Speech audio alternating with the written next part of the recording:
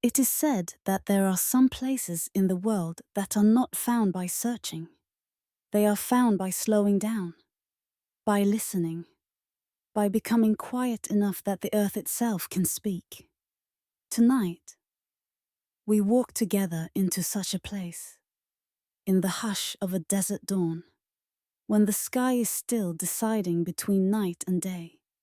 The dunes lie like sleeping giants stretched across the world. Their curved backs glow with the softest shades of sand beige and pale gold, and the air is cool, as if it has not yet remembered how to burn. All around, the desert is silence. Not empty silence, but a silence full of breath. The faintest breeze trails across the surface of the dunes, lifting little veils of dust that glitter in the first light.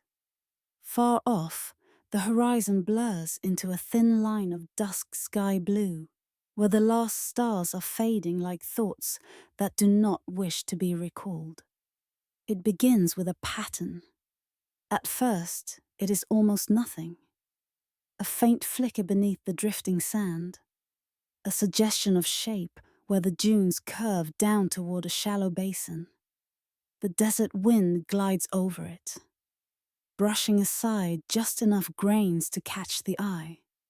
A curve, a line, something that does not quite belong to the restless language of the dunes. A question rises, carried on the warm breath of the wind. What doorway hides beneath this endless sea of dust? You stand at the edge of the basin and look down. The dune's surface is not smooth here. Beneath the thin cloak of sand, something more solid waits. A seam of stone. A long, slender cleft, like a whisper cut into the earth. Whispers tell us that such doorways are not made in a moment. They are sculpted by lifetimes of wind and heat and patient erosion, by the long fingers of time tracing the same lines again and again. This gate, some say, was once nothing but a crack in the bedrock, a narrow wound in the desert's skin. Over centuries, the wind widened it, rounded its edges, smoothed its walls, until it became something deliberate. Something that felt less like an accident and more like an invitation. You take a few careful steps down the slope, your feet sinking softly into the sand. As you draw nearer, the cleft becomes clearer, a dark line running between two low shoulders of stone, like a closed eye waiting to open. The sand that has fallen into it forms a gentle ramp, leading inward. You can feel a thin breath of cool air rising from below, carrying with it the faint scent of stone and stillness. The desert around you is brightening, but inside the cleft, the light dims to a muted glow, as though the sun respects the hallway and keeps its distance. This is not the doorway of a palace or a fortress. There are no columns, no carved guardians, no flags or names. Only stone shaped by wind. Silence shaped by time. You place your hand on the rock beside the opening. It is cool, almost damp, as if it remembers an ancient ocean. Your fingers find shallow grooves on the surface. Not sharp enough to be chisel marks, yet too deliberate to be natural cracks. Long flowing lines curve across the stone, looping and curling in patterns that feel like writing, though no letter you know rests among them. It is said that some scripts are not meant to be read with the eyes. They are meant to be traced with the skin, felt with the breath. You step into the doorway carved from wind and silence. The transition is slow, like moving from waking into dream. The light behind you fades to a soft golden veil, while in front of you the passage slips gently downward, cool and shadowed. Sand crunches softly beneath your feet at first, then thins out as the floor becomes solid rock. Here, within this slender throat of stone, the air changes. It feels still but not stagnant. It carries a faint hum, as though every particle remembers the sounds it has heard. Footsteps, whispers, the rustle of robes, the quiet scrape of stone tools, the sigh of pages turning in some deep, forgotten chamber. The walls are close enough that you could touch both sides at once. Your fingertips glide over the grooves you noticed outside. They continue here too, tracing long spiraled paths along the corridor, rising and falling like breath. In some places, they split, then reunite, weaving together like threads. Some believe this is a lost form of inscription, a script carved not to be seen, but to be walked. Each curve aligning with the pace of a pilgrim's journey, each spiral mirroring the turning of thought. A text written for the soles of the feet, the palms of the hands, the rhythm of the lungs. Beneath the silence, you can almost hear it. A soft echo, a memory of voices, not loud, not clear. Only the sense that words once lived here, and that the stone has never quite forgotten. As the passageway bends, a muted light appears ahead. Not the harsh brightness of the open desert, but something filtered, softened. You follow it, your steps becoming slow, almost ceremonial, as if the corridor itself has taught you how to move. The narrow throat of rock begins to open. The air feels cooler, wider. You pass through one final curve, and the world widens into a chamber beneath the desert's skin. The room you enter is not vast, yet it feels quietly immense. Its ceiling is low enough to bring comfort, but high enough to echo the faintest breath. The walls continue the flowing lines of script, though here they broaden, spiraling outward in wider arcs, like ripples frozen in stone. Light seeps in through thin fractures in the ceiling, shining down in soft beams that turn the air into dust-laden starlight. The desert above has become a filter, sifting the brightness into something gentle enough for secrets. At the center of the chamber rests a single stone basin. It is carved from the same bedrock as the room, its edges smooth, its shape simple. No jewels, no symbols, just a round vessel, waist high, filled almost to the brim with sand. But this sand is different from the desert's coarse grains. It is finer, softer, as if it has been sifted again and again through countless hands. Under the slanting light, it shimmers faintly, not in sharp reflections, but with a muted glow, like memory catching a glint of attention. It is said that this basin was once the heart of a hidden library, not a library of shelves and rows, but of gatherings, of voices, of breath. Some whisper that long ago scholars descended through this doorway not to bring heavy volumes, but to carry words within themselves. They would stand around this basin, speaking softly into the chamber, letting their stories, their questions, their discoveries sink into the sand as the wind above carried away the echoes. Scrolls, it is said, were written and read here, brought down from caravans that traced slow, star-marked routes across the desert. When the parchment grew brittle, when ink began to fade, when the words had already done their work upon the hearts of those who needed them, the scrolls were not thrown away. They were unrolled, their surfaces brushed gently with the fine sand from the basin. Every letter touched, every curve of script kissed by grains that would remember. The sand within the basin, the tales say, is made of crushed fragments of those scrolls, ground and sifted into silence, mixed with the dust of breathing, the warmth of hands, the ash of old lamps, grains that once touched skin, grain that once rested in the spaces between words. You step closer. The chamber hums, so faintly you may mistake it for the sound of your own pulse. You look down into the basin. At first, it appears still, a flat surface of pale sand. But as your eyes soften, as you allow yourself not to stare, but to rest, you notice subtle patterns, faint spirals, tiny ridges, the shifting of a few grains as they slide into the hollows left by others. Perhaps it is only the breeze, entering through some unseen crack. Perhaps it is only your own breath. Or perhaps the sand remembers the weight of spoken stories and shivers gently when it is watched. Where memory fades, form softens.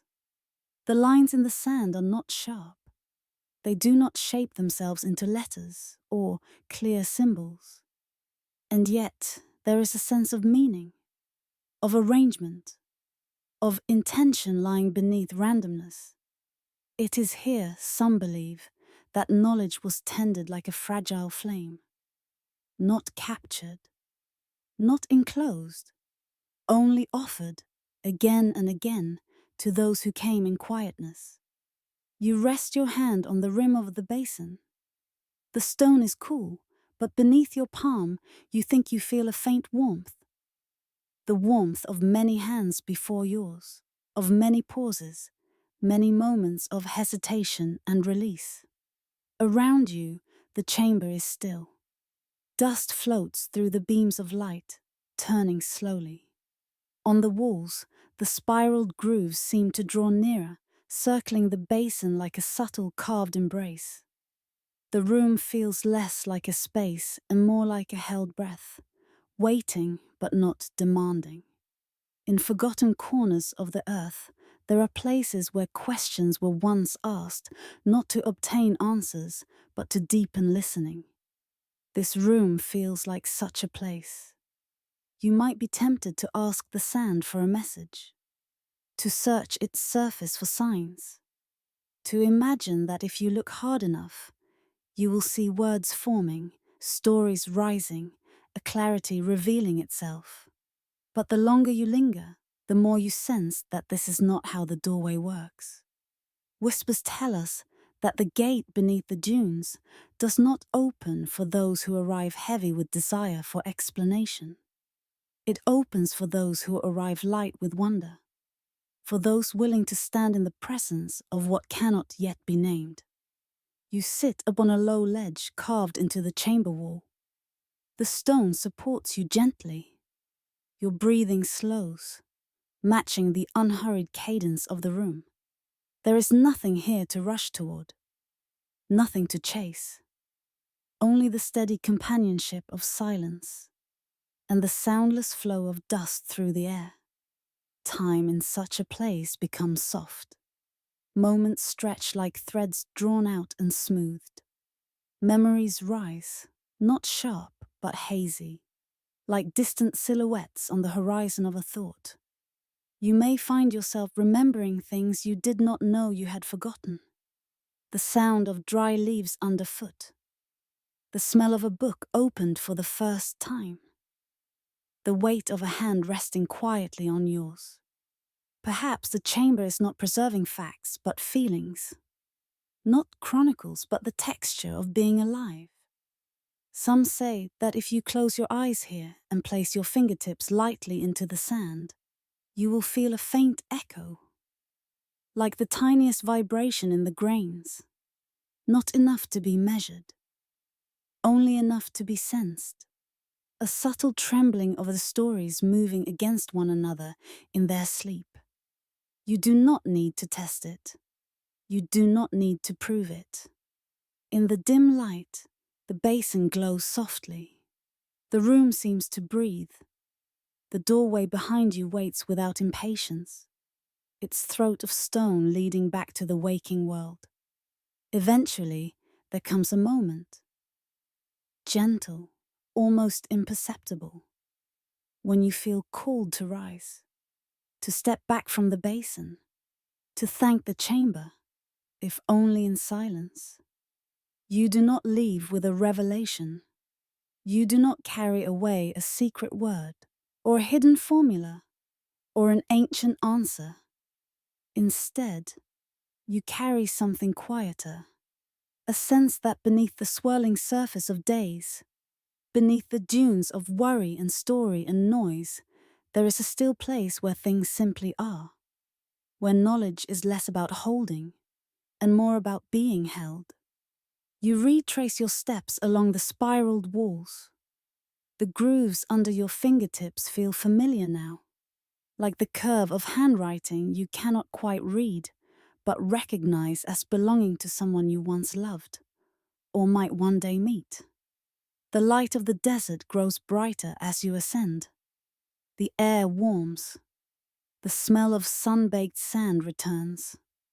You emerge from the cleft into the open morning.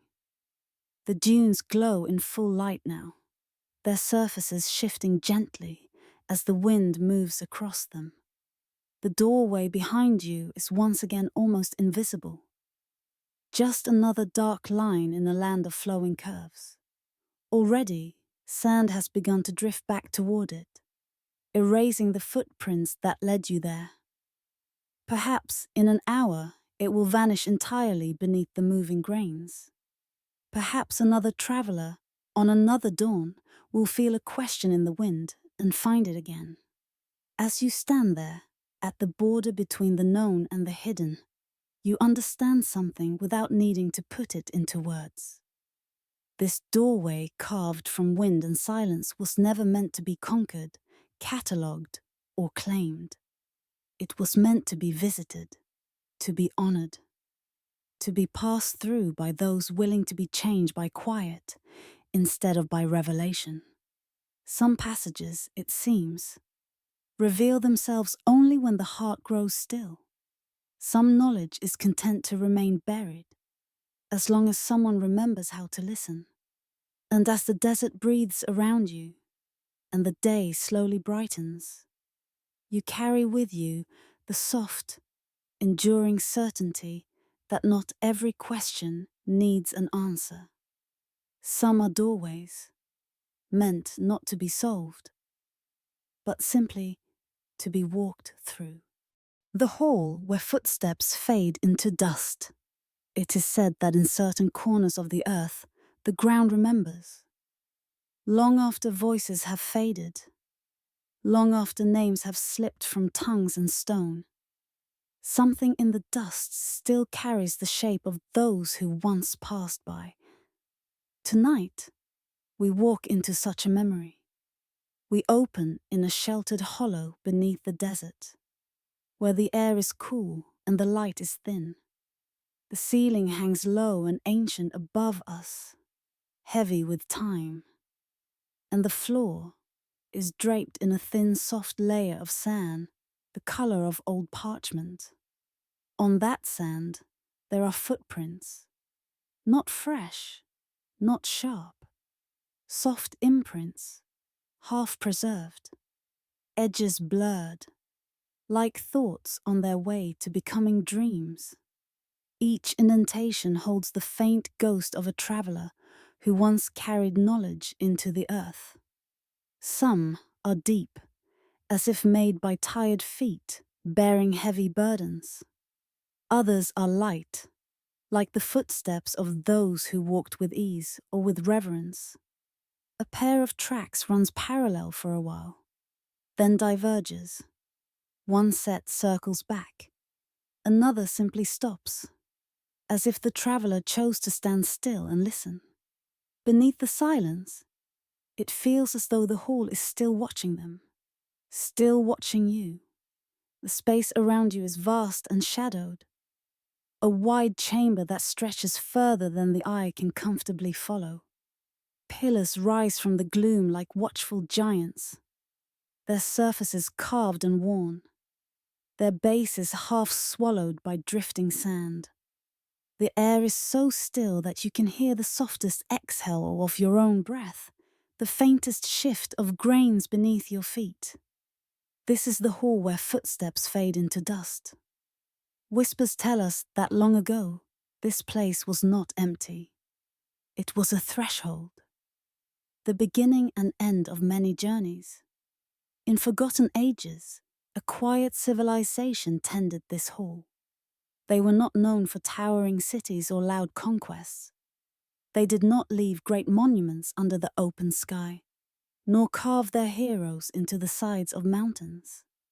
Their legacy lives instead in paths worn smooth by walking, in roads that coil like soft spirals across the land, in corridors like this one, where the ground remembers the touch of their feet. They believe that wisdom must be walked, not merely spoken. Words, they said, were like wind. They could stir the heart, but they could also disappear without a trace. Steps, however, steps left their mark.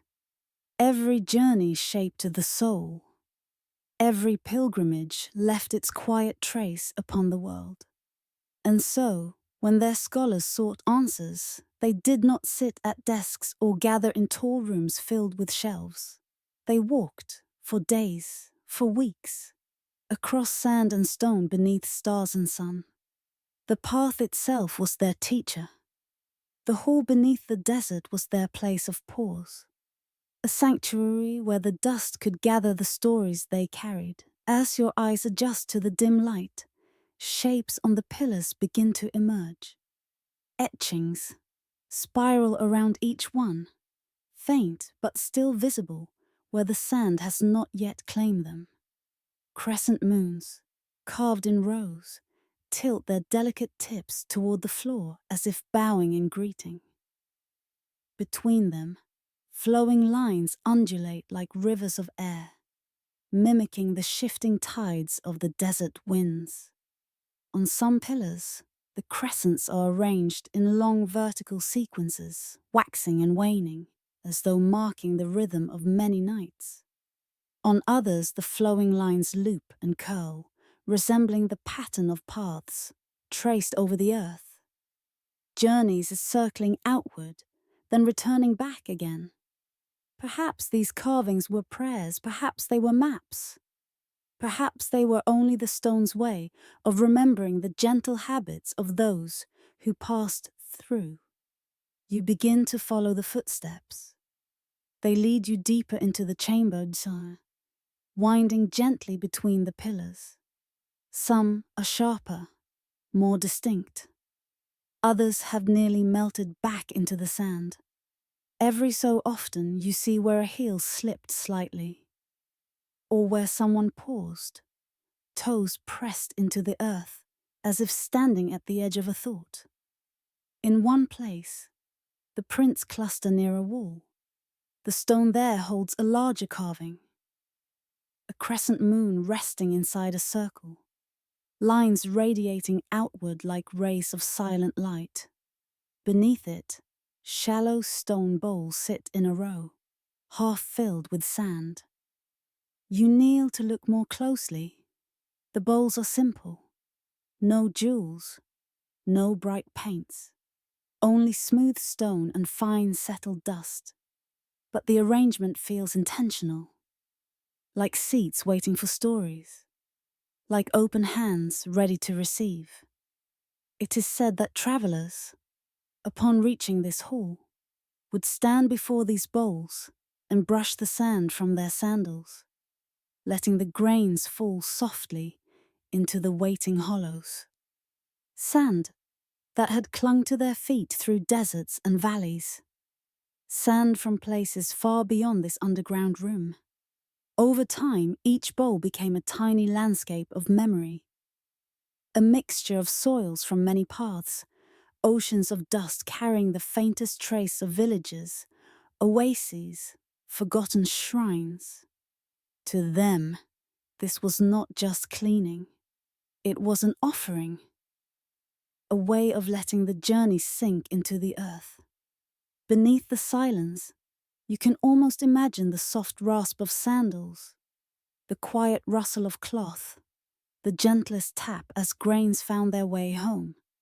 As you move farther, lanterns appear along the edges of the hall. Not lit. Not anymore.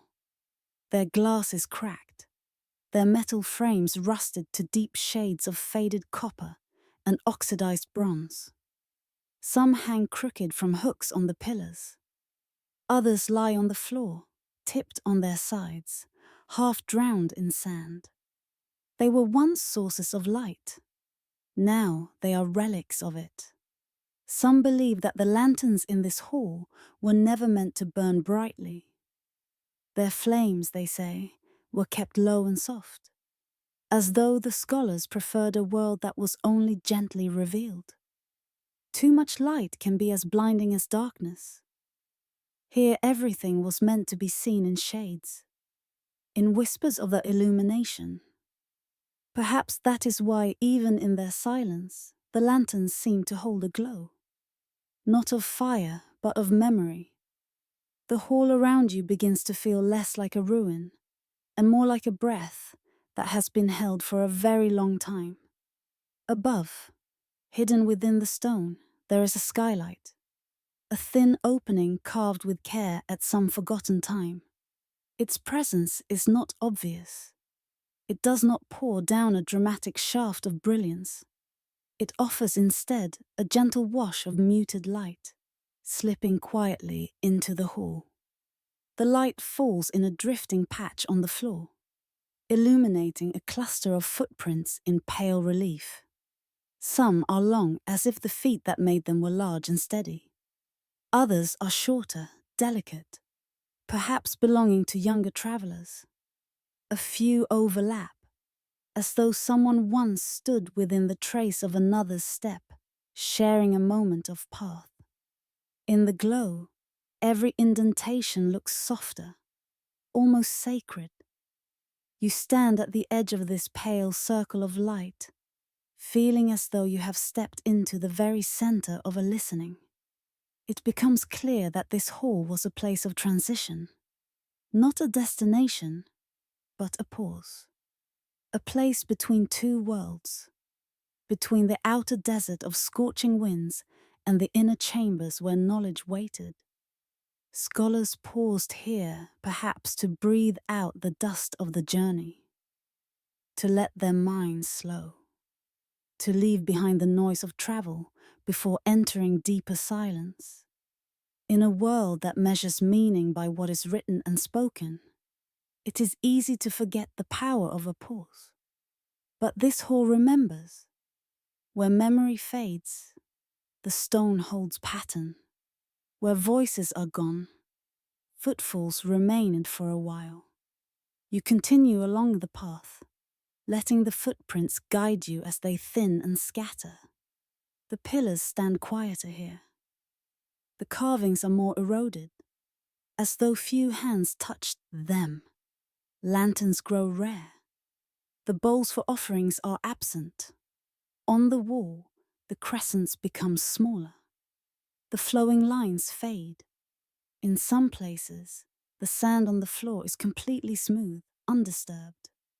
No indentation, no direction. Just a gentle, rippled surface, marked only by the invisible currents of air that move through the hall when no one is watching. It is as though the desert has begun to reclaim the space from the inside, sending its breath through cracks in the stone, letting fine, patient dust settle where human steps once pressed. You pause. In the stillness, you notice how the sound of your own movement has changed. At the entrance to the hall, each step stirred a soft crunch. Here, even that faint noise seems to dissolve almost before it exists. The sand is so fine, the layer so shallow and even, that each footprint you make is light, temporary, already surrendering to its own erasure. Some histories, it seems, vanish not from neglect, but from devotion, returning themselves to the sand so the desert might keep their secrets safe. It is said that toward the end of their time, the people who walked this hall came less and less often. Not because they had forgotten it, but because they had remembered something deeper. They came to believe that the journeys they needed to take were no longer measured in miles, that the hall beneath the desert had served its purpose, teaching them that walking could be prayer, that motion could be meditation, that steps could carve scripture into the living world. Once that lesson had settled into their bones, perhaps the hall became less necessary. Like a beloved teacher, whose voice you can still hear even when they are not present. And so, the footsteps grew fewer. The lanterns burned out. The bowls filled with motionless dust. One day, we do not know when, the last traveler must have walked its length, must have paused beneath the hidden skylight, must have stood at the edge of this very circle of light and felt the quiet watching them. Perhaps they left something in one of the bowls. A few grains of sand from far away. Perhaps they placed a hand on one of the pillars, tracing its crescent moons for the final time. Perhaps they whispered a farewell, or perhaps they said nothing at all. Then they walked out, and did not return. Their footsteps would have lingered for a while, clearly drawn on the floor of the hall. Then the wind, breathing slowly through the stone, would have settled more sand over them, layer by layer, year by year, until there was nothing left but the faint impressions you see now. And beyond them, only stillness. You stand at the edge of the smooth sand, understanding that if you walk forward, your own steps will begin to join this quiet vanishing. Each footprint you leave will be a small echo, briefly spoken, then swallowed. You might feel an urge to preserve them, to keep from disturbing the floor, to leave the hall exactly as it is, untouched, unchanged. But the hall itself seems to say otherwise. It was built to hold movement, not to freeze it, to welcome journeys, and then to let them go. You take one more step, and then another. Your tracks form a short chain behind you, darkening the sand. They are an honest record. I was here. I walked. I listened. Already, the edges begin to soften. Beneath the silence, the hall accepts them. Eventually, you turn back. There is no grand conclusion waiting at the far end of the chamber. No hidden chamber of gold. No final inscription spelling out the meaning of all journeys.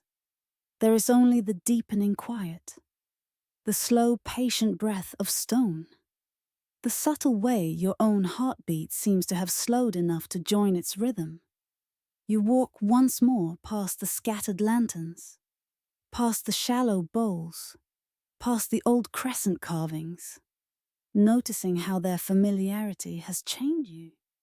The hall feels less like a mystery to solve and more like a companion you have sat with in shared silence. At the threshold, where the chamber narrows into the passage and the passage thins into the doorway, you pause. Behind you, the hall waits, as it has always waited. Ahead of you, the desert shines in the broad light of day, dunes rising and falling in soft waves of sand, beige and gold. The sky, vast and clear, holds no trace of the hall beneath its feet. Some voices only echo when we are ready to listen. Some places only reveal their teachings when we are willing to leave without answers. You step out into the warmth. The sand outside shifts under your weight and smooths itself over your tracks almost as soon as you move on. The wind, gentle and steady, carries the grains onward toward other valleys, other hollows, other hidden doors. The hall where footsteps fade into dust returns to its quiet, watching, waiting beneath the surface. Not forgotten, but folded carefully into the desert's deep memory. And you carry with you a soft knowing that every path you walk, seen or unseen, leaves traces, brief and fragile, yet real. Traces that do not need to last forever to have mattered. Perhaps it was never meant to be found, this hall. Perhaps it was meant only to be visited in passing, remembered not in maps or names, but in the way your own steps feel a little different now, as if the earth beneath them is listening. Scrolls that whispered like distant rain, it is said that not all voices are born from mouths. Some belong to paper and ink, some belong to stone, and some, the softest of all, belong to the spaces between. Tonight, we walk into a place where words no longer speak, but still somehow are heard. It begins with a sound, so faint you might think you imagined it. In the dimness of an underground chamber, where light moves slowly and the air feels thick with age, there is a soft, rustling murmur. It rises and falls like the breath of a sleeping creature, or the distant touch of rain on leaves far, far away. At first, it is almost nothing. A slight shift, a delicate crumple, as though parchment stirs in the breath of a passing dream. You stand at the threshold of the chamber and let your eyes adjust to the gloom. The walls fall back farther than you expect, swallowed in shadow. Along them, carved shelves run in long, patient lines, each one holding what remains of ancient scrolls. Once, they were stacked in ordered rows, their surfaces brushed by once long turned to dust. Now, many have collapsed into themselves, their edges curled like dry petals, their cords frayed into fine threads. The lantern you carry gives off a soft golden glow. Its light does not invade the darkness. It only nudges it gently aside, revealing fragments of a world that once moved with careful intention. These scrolls, it is said, contain knowledge too delicate for sunlight, too profound for the open world above. Thoughts that needed dim corridors and stone walls and long, patient nights to unfold. As you step inside, the air feels thicker, heavier. The scent of old ink lingers, mingled with the dry breath of the desert that presses faintly through hairline cracks in the stone. Beneath the silence, the chamber feels awake. In forgotten times, this place was not empty. It was the heart of an underground library, hidden beneath shifting sands and unrecorded centuries. Scribes came here at twilight, when the world above softened into blue and gold. They descended narrow stairs, carved in spirals, bringing with them rolled bundles of papyrus, jars of ink dark as moonless water, and small oil lamps that trembled at every breath of air. They believed that some knowledge was not meant to be shouted beneath the sky, where it could be scattered, argued with, or used for display. Certain truths, they said, were like seeds that could survive only in a shaded garden. Exposed to too much light, they would wither. Protected, they might quietly take root. So they brought their most fragile thoughts here. In chambers like the one where you stand, they unrolled their scrolls upon polished stone tables. They traced slow symbols with reeds and brushes, each stroke a measured breath. Some texts recorded the movement of stars across seasons, but not to predict harvests or events. They were written as hymns to time, to the great spiral of existence. Other scrolls held quiet reflections on the soul, on the weight and weightlessness of sorrow. On the way, memory clings to the edges of things. Nothing shouted, nothing demanded. Each word placed as gently as a grain of sand on an altar. Whispers tell us that the scribes spoke very little while they worked. When they did, their voices were soft. They believed that loudness startled the wisdom they sought, like a bird frightened from a branch. So they let the silence be large.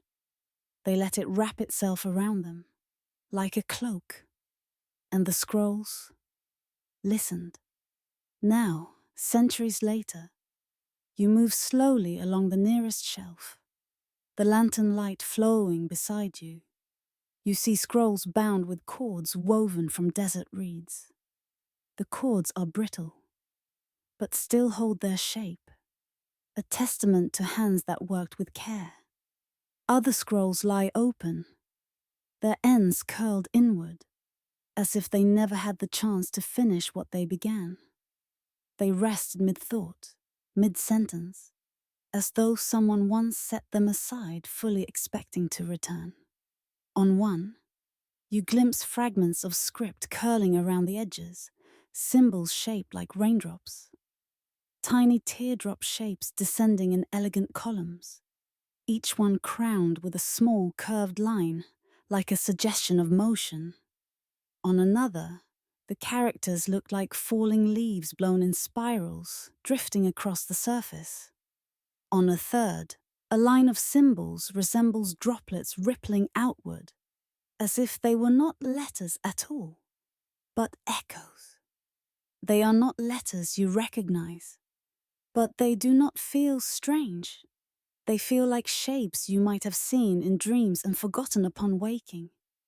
It is said that those who first walked among these shelves noticed how the scripts resembled things that moved. Rain, leaves, tears, waves, breath.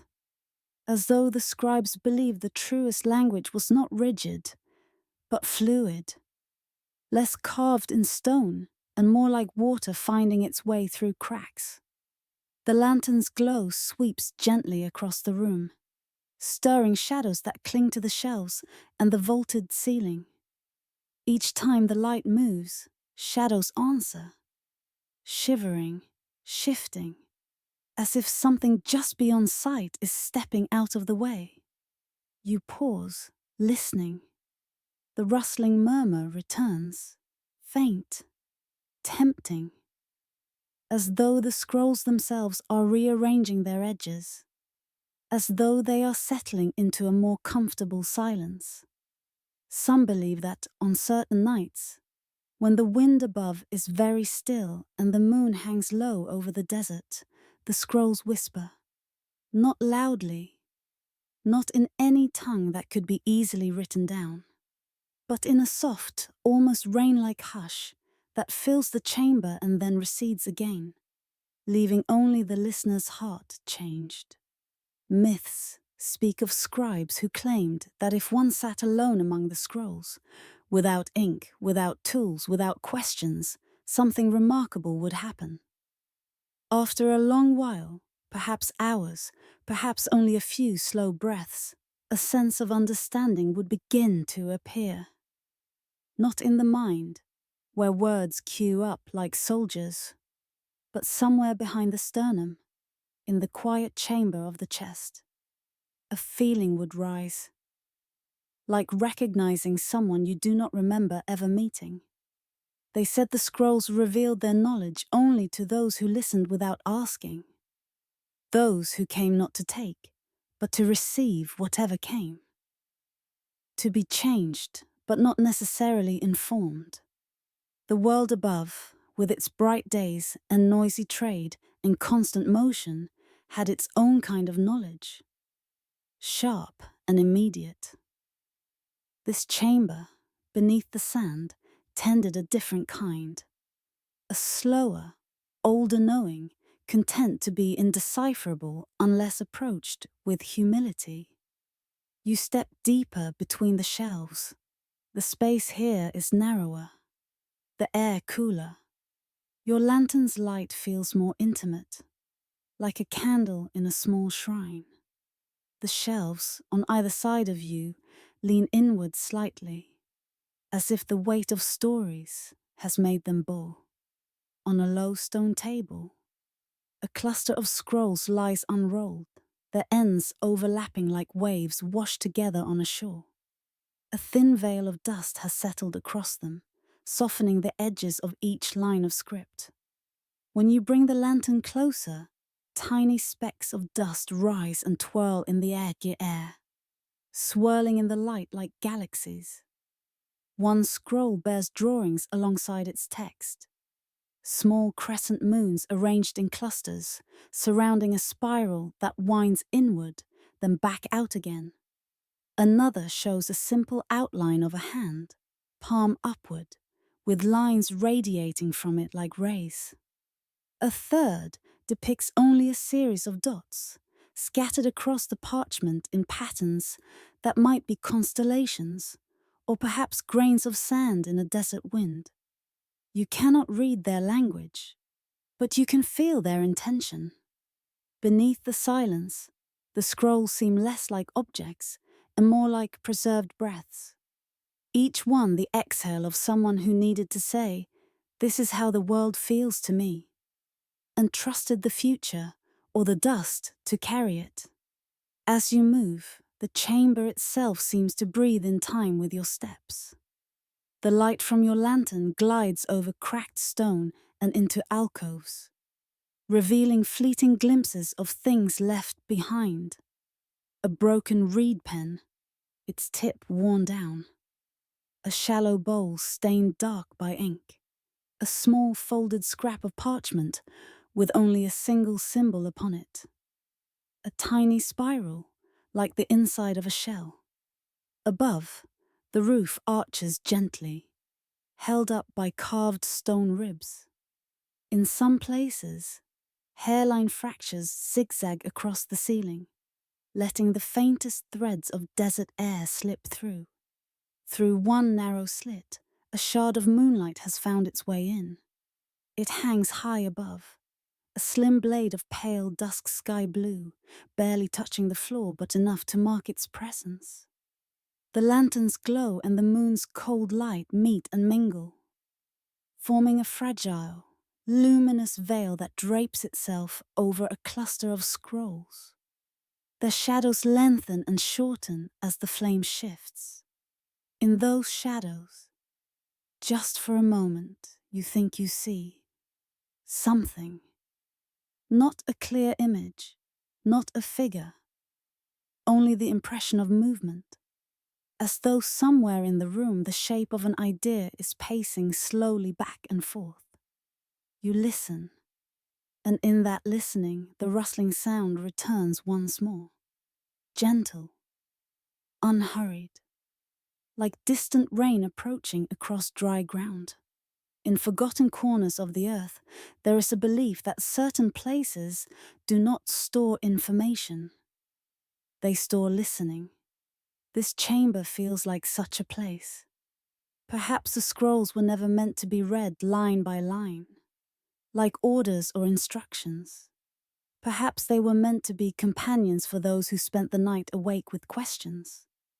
Not to answer, but to sit nearby, breathing quietly, reminding the seeker that others too had once wondered. Perhaps that is why the symbols resemble raindrops and leaves and tears. Things that fall and are gone, yet speak as they fall. Each drop a small, complete story. Each leaf a brief, eloquent goodbye.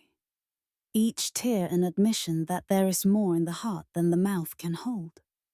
You sit on a low stone ledge, letting the weight of the lantern rest beside you. The light spills gently across your hands, across the nearest scrolls, across the floor. Shadows gather behind the shelves, folding themselves into corners, content to stay unseen. You do not try to read. You do not reach for anything. You simply sit. And in the quiet of your sitting, something in the chamber begins to answer, not in words that could be captured or repeated, not in visions, only in a soft, settling sense that you are not alone, not in your smallness, not in your not knowing. You feel the presence of the scribes as a kind of echo, not their faces, not their names, just the warmth of knowing that other hearts once sat where you sit, wondering their own vast, untranslatable questions. Time loosens its grip in places like this. The minutes lengthen, stretch, dissolve. You may sit there for an hour. You may sit for only a few breaths. It is hard to say. The chamber does not count. It has lived through too many nights to care about such measures. At last, there comes a gentle inner string. Not a command, not urgency, just a sense that this moment of listening has ripened and is ready to be set down. Like a raindrop reaching the end of its fall, you rise. As you lift the lantern, the light sweeps once more across the rows of scrolls. Shadows shiver gently, hinting again at meaning just beyond reach. The rustling sound becomes a little louder, then fades, as though the scrolls are adjusting themselves, returning to a comfortable rest. You do not know what the whispers said. You cannot carry away a phrase, or a revelation, or a secret prophecy. And yet, something in you is softer, something in you is quieter, something in you feels a little more prepared to let the world be mysterious. You walk back toward the entrance, passing again under the narrow blade of moonlight, past the curved shelves and the broken pens and bowls, past the symbols shaped like tears and leaves in falling rain. At the threshold, you pause and turn for one last look. The chamber lies before you like a sleeping heart. The lantern's glow barely reaches its far walls now. The shadows, relieved of their duty, begin to fold back over the shelves and settle like blankets over the scrolls. Beneath the silence, the old ink waits. Though it may never be read again, it is not wasted. It lived once in the minds and hands and breaths of those who wrote it. It lives now as a soft echo in you. It will live tomorrow as a feeling you might not be able to name, but will carry nonetheless. Some wisdom, you realize, is not meant to be understood. Not in the way we usually mean that word. It is meant to be heard. To brush against you the way distant rain brushes the edge of a desert, barely touching yet changing the air. As you step back into the passage and the chamber recedes behind you, you carry with you the tender realization that not every truth needs to be unfolded and examined. Some truths are like these scrolls, fragile, veiled, content to remain partially hidden. They do not shout. They do not insist. They whisper. And their whispers are meant not for the mind alone, but for the quiet places where the heart listens, long after words have dissolved. Perhaps it was never meant to be found, this lost library of rain-shaped script. Perhaps it was meant simply to be heard now and then, like distant rain against the windows of sleep, the chamber of shadows and starlit dust. It is said that there are rooms in the world where time forgets how to move in a straight line.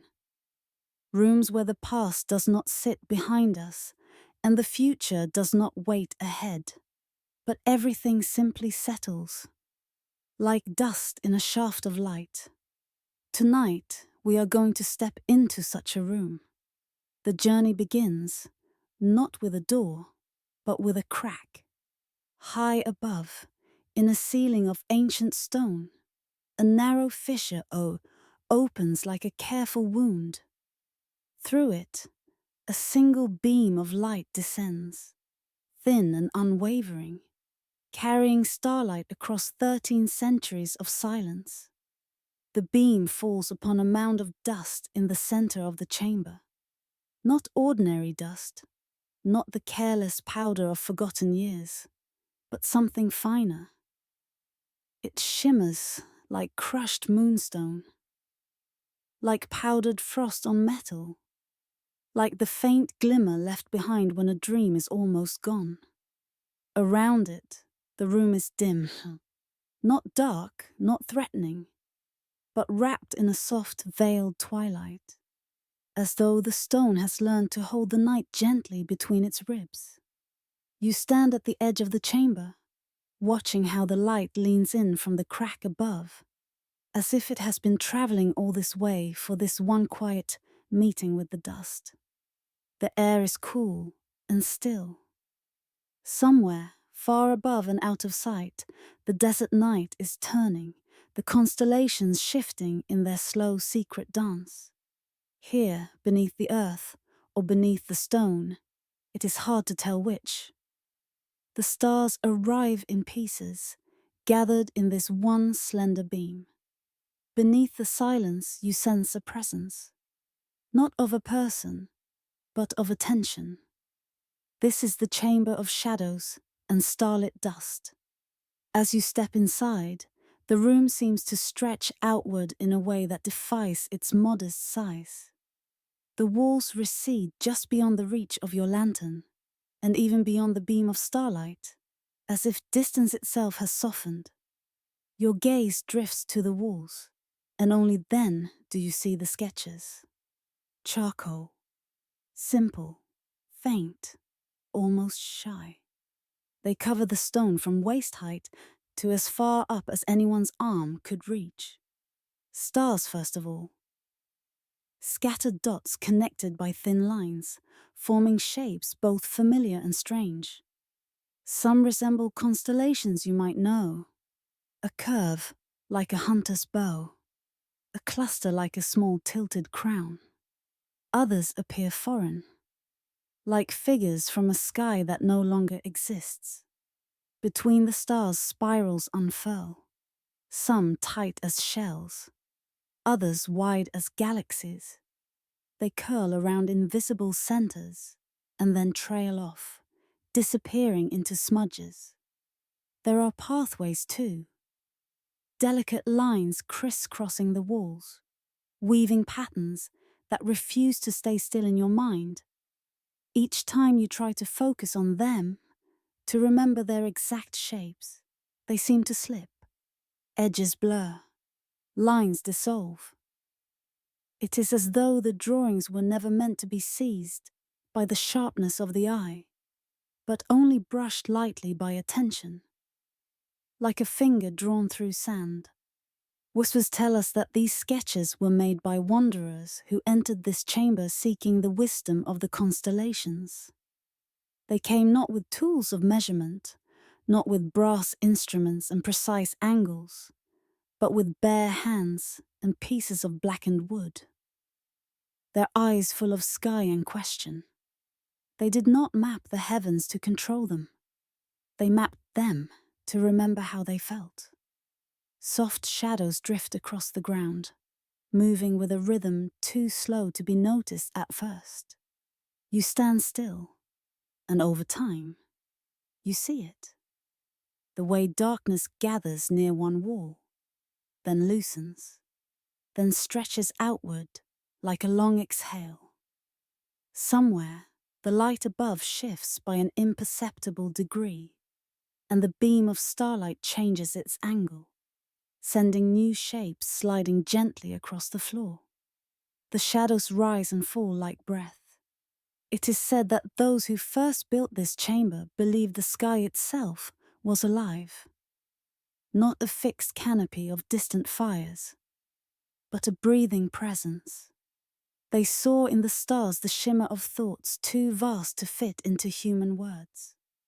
This room, some believe, was made as a kind of echo of that sky, a smaller, quieter reflection. Shadows here do what constellations do above. They move slowly, change shape, hint at stories, without ever spelling them out. You walk nearer to the mound of dust, your steps slow, your sound softened by the thick floor. The starlight catches the particles, turning the mound into something that looks almost liquid. If you were to touch it, your fingers might sink in effortlessly, leaving a small, collapsing hollow. Legends circle around this dust the way moths circle around old flames. Some say it was ground from stones that once marked the desert's first calendars. Tall, standing pillars that watched the horizon, recording the rise and fall of solstices, the long breathing of seasons. These stones, the story goes, were eventually broken, their fragments brought here and crushed gently so that their memory could be preserved in a more delicate form. Others whisper of something older still. They say the dust is made of what the sky has shed. When meteors fell and streaked fire across the night, bits of them survived in the sand. Tiny star-marked stones. They were gathered by careful hands and carried into the chamber as offerings. Mixed and sifted, ground and polished by time and ritual, they became this shimmering mound. Fragments of knowledge carried on meteor winds. Beneath the silence, you can almost believe both tales at once. You lower yourself onto a smooth stone ledge that rings part of the chamber. From here, the mound rests at the center of your vision, like a small moon fallen to the floor. The starlight divides the room into quiet halves, one side gently luminous, the other resting in deeper shadow. On the darker side, the charcoal sketches soften, their lines barely visible. On the brighter side, a few spirals stand out more clearly, catching the beam's edge. The air feels balanced between night and something older than night. In places like this, words become shy. You may find that your thoughts begin to slow, falling into longer, quieter rhythms. Instead of asking questions with sharp points, what is this? Who did this? Why was it made? Another kind of wondering rises, one that has no mark of interrogation at the end, one that simply widens. Perhaps the wanderers came here not to find the origin of the stars, but to remember their own. Some believe that if you sit beside the dust long enough and let your breathing fall into a gentle, even pattern, you will hear it. Not with your ears, with something more distant and more intimate. They say the dust listens first. It listens to the pulse in your wrists, the air moving through your lungs, the soft fabric of your thoughts rustling against one another. It listens to the heaviness you do not name, the weight you carry without even noticing. And then, it answers. Not in sentences, not in any language that could be spoken. It answers in impressions, in mild shifts of light, in the way the beam seems to thicken or thin, in the way shadows draw closer or step away. It answers by reflecting pieces of you back in starlit fragments, inviting you to see yourself as part of something much larger and much more mysterious. Perhaps this is what people mean when they say the dust holds celestial messages. Not that it spells out the future or reveals hidden coordinates in the sky, but that it reminds those who listen that they too are made of fallen starlight and old stone, of spirals and dust and echo. You lean forward slightly, watching as a small swirl appears on the mound's surface. At first, you think it might be your imagination, but as the moments pass, you see a tiny funnel form, no wider than a fingertip. Grains slide down its sides in slow motion, collapsing inward, then sliding back. It could be the subtle breath of air entering from the crack above. It could be the warmth of your own presence, altering the air's delicate currents. Or, as some of the old stories insist, It could be the dust shifting in response to unspoken questions, turning itself gently, as if searching for an angle where the starlight can fall more truthfully. You remember what the legends say about those who came before you. It is said that wanderers would arrive here after long journeys across the desert, their feet blistered, their eyes raw from brightness. For hours, they would have walked under skies heavy with constellations, tracing patterns that seemed to pull at their thoughts. When they reached the chamber, they did not rush to speak. They did not immediately draw charts or tie meanings around the stars. They sat. They watched the dust. They listened to the shadows. Some left feeling that their questions had been answered, not with facts, but with a quiet sense of placement, as if they had been gently set back into the mosaic of existence, no longer isolated pieces, but parts of a wider pattern. Others left feeling that their questions had multiplied, but less sharply. Their wonder had deepened, and their need to control it had softened. Both kinds, the legends say, were blessed. The charcoal sketches on the walls do something similar. Once you stop trying to hold them in your sight, they begin to offer more.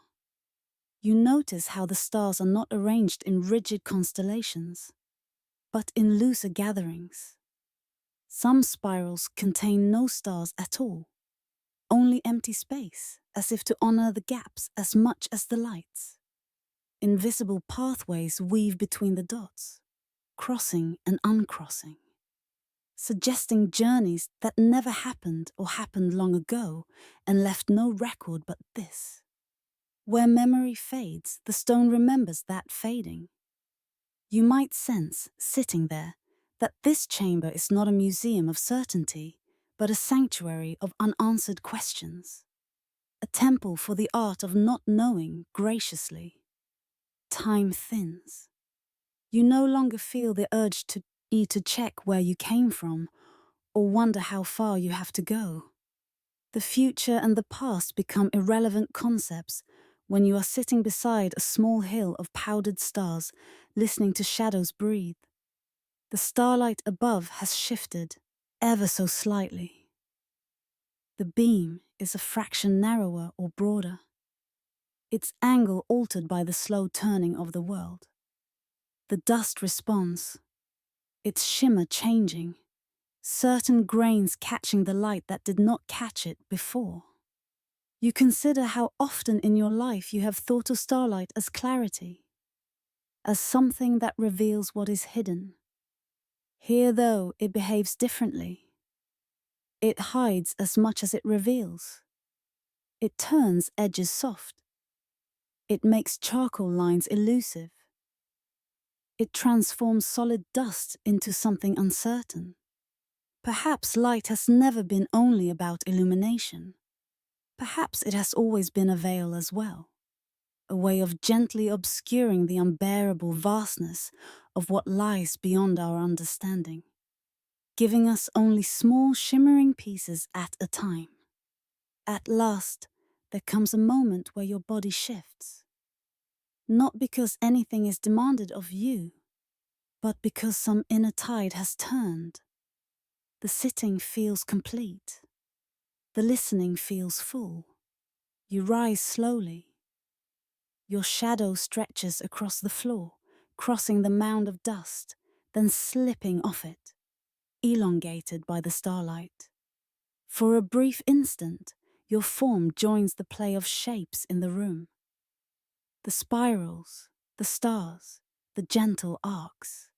Then you step away, and the chamber returns to its slow breathing without you. You do not leave with a message written in your hand. You do not leave with coordinates, or explanations, or a new map of the heavens. You leave with something lighter and stranger. The sense that being in the presence of mystery is in itself an answer of sorts. At the threshold, you turn for one last look. The chamber of shadows and starlit dust lies quiet. The single beam of light continues its patient fall from the cracked ceiling, bridging a distance of centuries in every instant. The mound gleams softly, no more and no less than before. The charcoal sketches rest on the walls, barely visible now, like memories that have accepted their own fading. Beneath the silence, you feel gratitude, not for knowledge gained, but for wonder allowed. Some voices, you realize, only echo when we stop trying so hard to hear them. Some truths can never be held. They can only be brushed against, like the whisper of distant rain at the edge of the desert, too far away to soak the ground, but close enough to change the scent of the air. Starlight does not always illuminate. Sometimes it obscures, but even in obscuring, it invites, inviting you into a delicate dance between clarity and not knowing, between seeing and dreaming. You step back into the passageway, leaving the chamber behind, though it will travel with you now, in the quiet space just beneath your thoughts. Perhaps it was never meant to be found in the ordinary sense of the word. Perhaps it exists only for those on the edge of sleep, ready to let the stars blur a little, ready to feel their own edges soften, ready to rest for a while in the gentle, shimmering mystery of dust and light. The librarian whose name was written in sand, it is said that every library has a guardian, not always a person, not always a name written on a door. Sometimes the guardian is only a presence that lingers where pages used to turn and quiet breaths once measured the passing of thought. Tonight, we follow a gentle question down into the earth. Who guarded the wisdom of a library built to be forgotten? In forgotten corners of the desert, there is a place where the dunes do not move like they do elsewhere. They rise and fall, yes. They drift and reshape themselves under the slow, patient breath of the wind. But in one hidden hollow, where stone lies beneath the sand, like the curved back of a sleeping beast, the dunes carry a memory. When night loosens its hold and the first pale wash of dawn spills across the horizon, the wind gathers itself and flows into that hollow. It sweeps across the floor of a hidden chamber, through a narrow crack in the ceiling, carrying grains of sand down like golden drifting dust. The sand does not fall in chaos. It lands with a strange, delicate order. At the center of the chamber rests a small circular dais carved from stone. Its surface is plain and no inscription, no symbol, no ornament at all. Only a low, round platform, the height of a kneeling knee. And each dawn, as the light approaches, the desert breathes a thin veil of sand onto this waiting circle.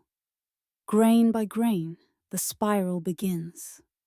At first, a faint curve, tracing from the edge inward.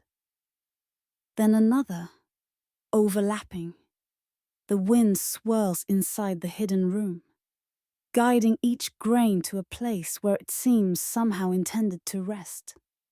By the time the sun has fully opened its eye above the horizon, a delicate pattern has formed on the dais, sometimes tight and close, like the coils of a shell, sometimes wide and loose, like a galaxy sketched in dust. Always different, always temporary. Whispers tell us that these spirals are all that is left of the librarian. The librarian whose name was written not in ink, not on stone, but in sand. The chamber dedicated to this quiet figure holds no statue. No carved likeness stands in solemn pose, no polished bust gazes out from a pedestal. There is no inscription chiseled into the wall to announce their story. No dates, no lineage, no boast. Only the small circular dais, waiting at the center of the room. only the sand, arriving each dawn in patient, shifting patterns. As you step into the chamber, your feet touch a floor tiled with smooth stone, worn down by the slow passing of time. The air is cool, as if the desert above has decided to keep its heat for itself. Soft light slips in through slits in the ceiling and upper walls, painting long, quiet stripes across the room. Dust motes drift in those beams, floating like suspended memories. They rise, they fall. They catch the light and let it go. Around the room, the walls are full of niches. Shallow recesses carved with a care that speaks of hands who knew how to honor what they held. Once, each niche contained tools of study. Reed pens cut to sharp points, inkstones rubbed smooth by repeated grinding, tiny lamps that burned just bright enough to illuminate a single page. Now every niche is empty. Yet when you stand there with your breathing slowed, you can feel that emptiness is not absence. It is a presence turned inside out. The air still holds the warmth of someone who once moved among these walls. Someone who tended the tools, refilled the lamps, dusted the scrolls, and walked softly through the hours when the world above slept. This was the librarian's hall. It is said that this librarian was unlike the keepers of knowledge we usually imagine. There were no heavy rings on their fingers, no embroidered robes marked with rank. They did not insist on being addressed by title, or keep a strict ledger of which scrolls went where. They walked with a quieter purpose. Their task was not to guard the library from people, but to guard knowledge from forgetting itself. In a civilization that believed wisdom was a living thing, a breathing presence that could grow weary when mishandled, this librarian learned to listen to what the library needed. When a scroll had been read too often, its edges fraying, its ink beginning to fade, the librarian did not hide it away in complaint. They would unroll it gently, let the words breathe, then roll it back up and place it in a niche where cooler air flowed, as if giving it rest. When a text had been ignored for too long, untouched by curious fingers, the librarian would move it closer to the paths where people walked, not with a sign saying, "Read this," but in the quiet hope that someone's eye would fall upon it and feel suddenly drawn. They tended the shelves the way others might tend gardens, shifting, watering with attention, pruning through care. Yet, for all this devotion, one thing the librarian never wrote down was their own name. Myths say that all scribes, at the end of a long work, would add a small mark at the bottom of a scroll, a symbol tying their identity to the text, a gentle assertion that they had breathed life into the words. But this librarian left no such mark. Some believe it was humility. Others say it was faith. The librarian, according to legend, believed that the desert would carry their name for them. They were certain that the wind, moving through the dunes, would remember the shape of their footsteps, that the sand settling into new patterns each day would echo the curves of their life, their habits, their choices, their soft routines. In the great shifting landscape around the buried library, the librarian saw a vast, unwritten record. A script no one could bind, no one could read, yet one that held every motion, every sigh, every unspoken prayer. So, they left their name unwritten, trusting it to the dust. As you move deeper into the hall, the quiet grows denser, but not heavy. You pause by one of the empty niches. Its edges are smoothed by years of touch. The touch of hands placing lamps, pens, ink jars. A faint stain darkens the back. perhaps from oil that once seeped from tiny clay vessels. You imagine the librarian here, fingers steady, head bowed, lighting a small flame before moving on. You pass another alcove where the outline of an inkstone remains in dust, like a faint shadow of something removed. Another, where a lamp must have sat for so many years that the soot has marked a small halo on the wall above. All are empty now, yet every hollow feels like a memory cupped in stone. Beneath the silence, the hall hums with a kind of gratitude, as if the tools of thought, though gone, have left their thanks behind.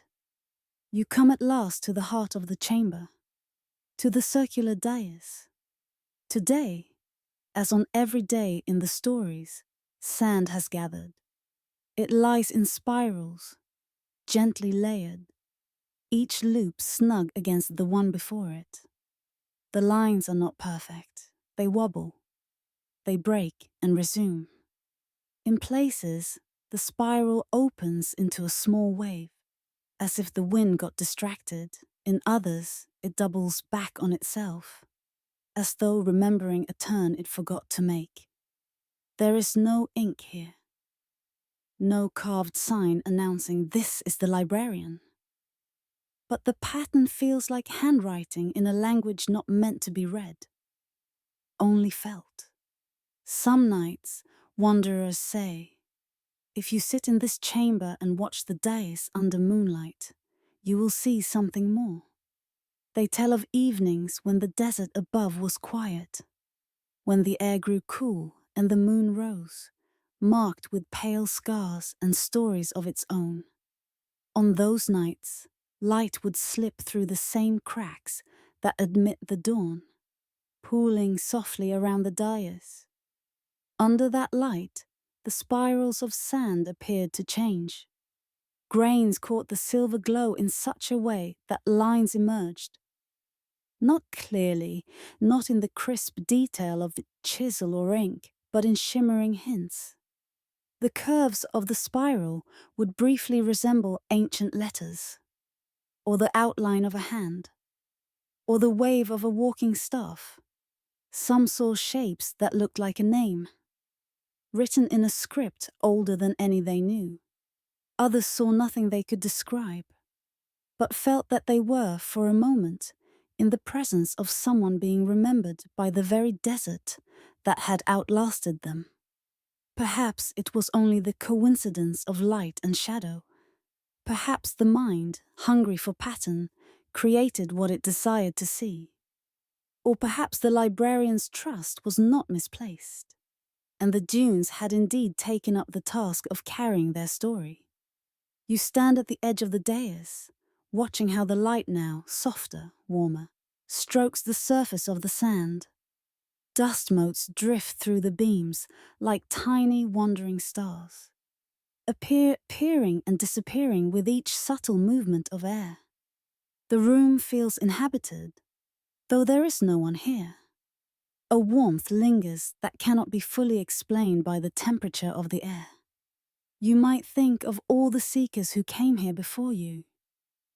Scholars whose names have slipped from records, whose families are long dissolved into the river of time, but whose questions hang in the air still, like faint echoes.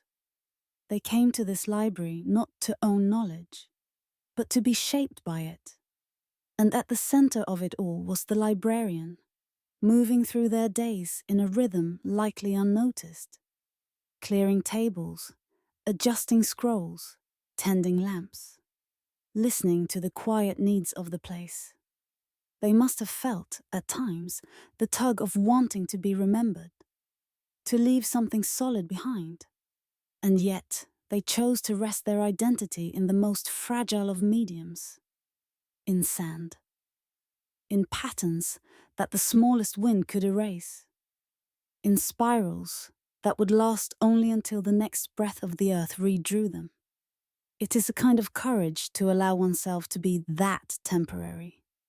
You lower yourself onto the floor and sit for a while, watching the dust move slowly through the invisible currents in the room.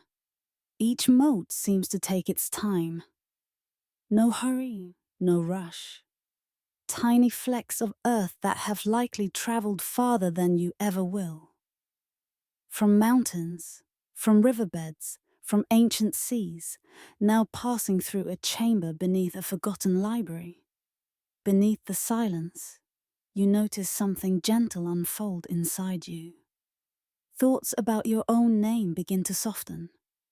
The urge to be recorded, recognized, fixed in memory. All the small, bright, grasping threads loosen a little. You consider the possibility that being remembered does not have to mean being preserved perfectly. Perhaps it can mean something else. A feeling someone has when they enter a quiet room and sense that they are not the first to have felt this way.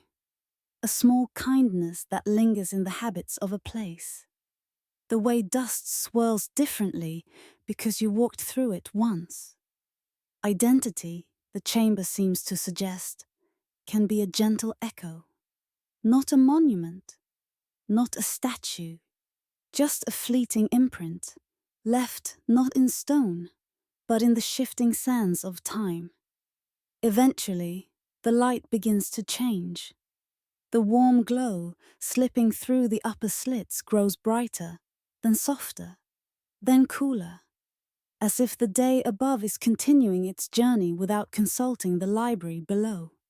Shadows lengthen along the walls, reaching their fingers toward the dais, then pulling them back again. You rise. At the edge of the circular platform, the spiral of sand remains, untouched.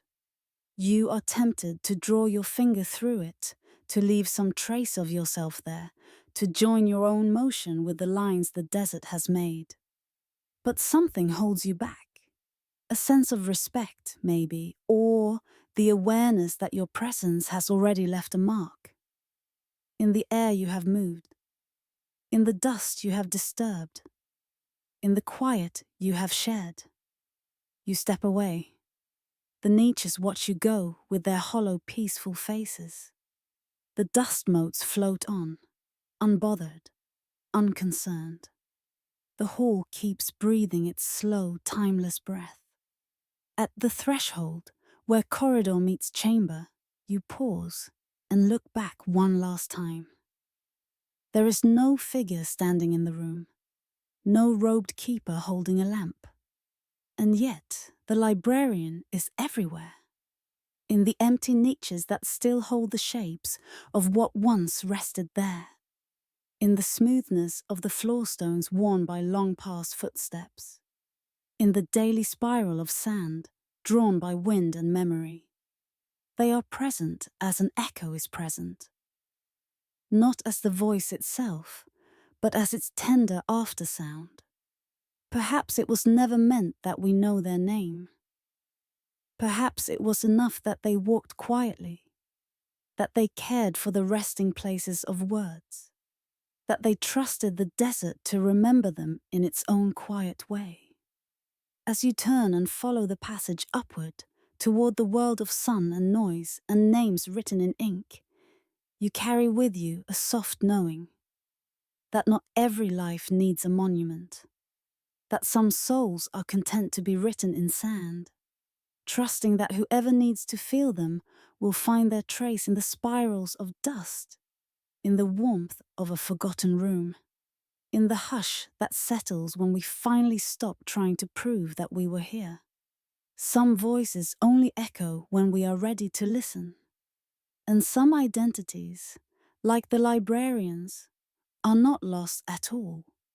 They are simply scattered, like grains of sand, cross all the quiet places where we go when we want to remember what it means to be small, to be temporary, and to be, in our own fragile way, beautifully enough. The atlas of forgotten suns, it is said that somewhere beneath the oldest dunes, where the sand has forgotten how to move quickly, there lies a room that was never meant to hold maps of Earth. It was built to hold maps of light. We begin with a stone table. It rests at the very center of a vaulted chamber, as if the entire room was carved around it, like a cupped hand around a fragile flame. At first glance, the table seems simple. An oval slab of pale rock, its edges worn smooth by the touch of uncounted years. But when you draw closer, when your eyes soften in the low glow, faint outlines emerge across its surface. Spheres, circles inside circles, radiating lines that spill outward like rays, then bend, looping back into graceful arcs. This is not a chart of rivers or mountains or roads. It is a map not of lands, but of suns long forgotten. Above, the ceiling swells into a shallow dome, reflecting the curve of the table beneath it. The stone overhead is sprinkled with tiny fragments of reflective minerals, embedded like a dusting of frozen stars. They do not shine on their own. They wait. When the desert's breath drifts through unseen vents, carved high in the walls, a thin current of air stirs the lamp flames in their shallow niches. The light trembles. The fragments on the ceiling catch the movement, shimmering with the faintest golden glow. For a brief moment, the chamber becomes a bowl of moving constellations, an echo of some ancient starfield buried far below the surface of the world. Then the air stills again. The shimmer fades. The stone returns to its quiet. The table, however, remains. You step closer. The air around the table feels subtly different. Cooler, though no water runs here. Heavier, though there is no visible weight upon it. You place your hand gently on the edge, and the stone gives back a deep, steady calm, as if it has learned the art of patience far better than any living thing. The carvings are shallow, worn almost to smoothness by time. But under the lantern's soft light, lines of meaning still glimmer. There are suns here. Many of them, some large and bold, others no more than faint circles, barely visible unless the light strikes them at a certain angle. They sit not in symmetrical patterns, but in arrangements that feel like stories half remembered. Here, a cluster of 3 suns close together, their radiating lines overlapping, merging at the edges. There, a solitary sphere, standing alone with only the thinnest halo around it, as if its light barely reached beyond itself. In another corner, a spiral of circles winds inward, smaller and smaller, until the final sun is no more than a suggestion. Between them, lines are etched, some straight, others curved into loops and arcs, some broken, as if worn away by the slow erosion of touch and wind and age. Some lines lead to nowhere, ending abruptly, stopping just shy of the next sphere. Others curve back upon themselves, tracing elegant loops that begin and end at the same sun. It is not a map meant to be followed by foot or by ship. It is a map meant to be contemplated. Texts tell us that the people who carved this atlas belonged to a civilization that listened to the sky not as a fixed ceiling, but as a moving breath.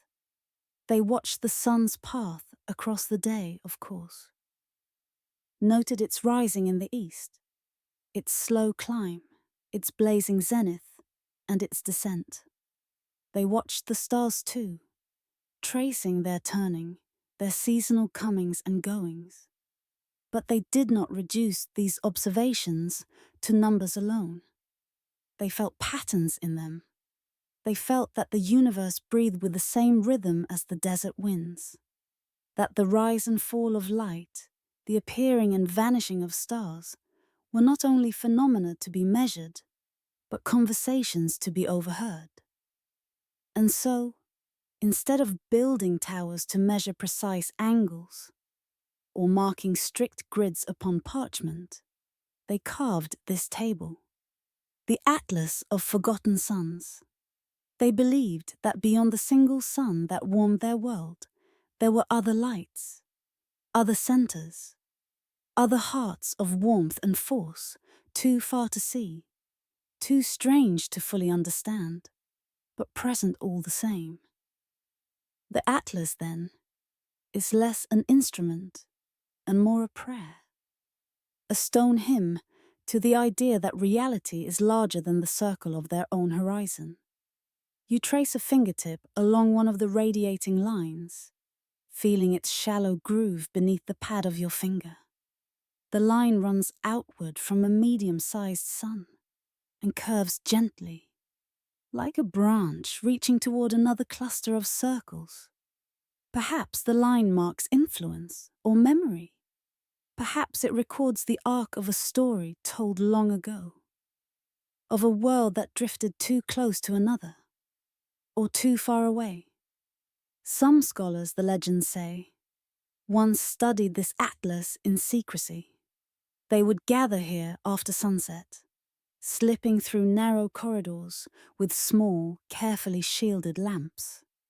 Arranging themselves around the table, they would let the lamplight play across the carvings, watching how reflections from the ceiling danced over the suns.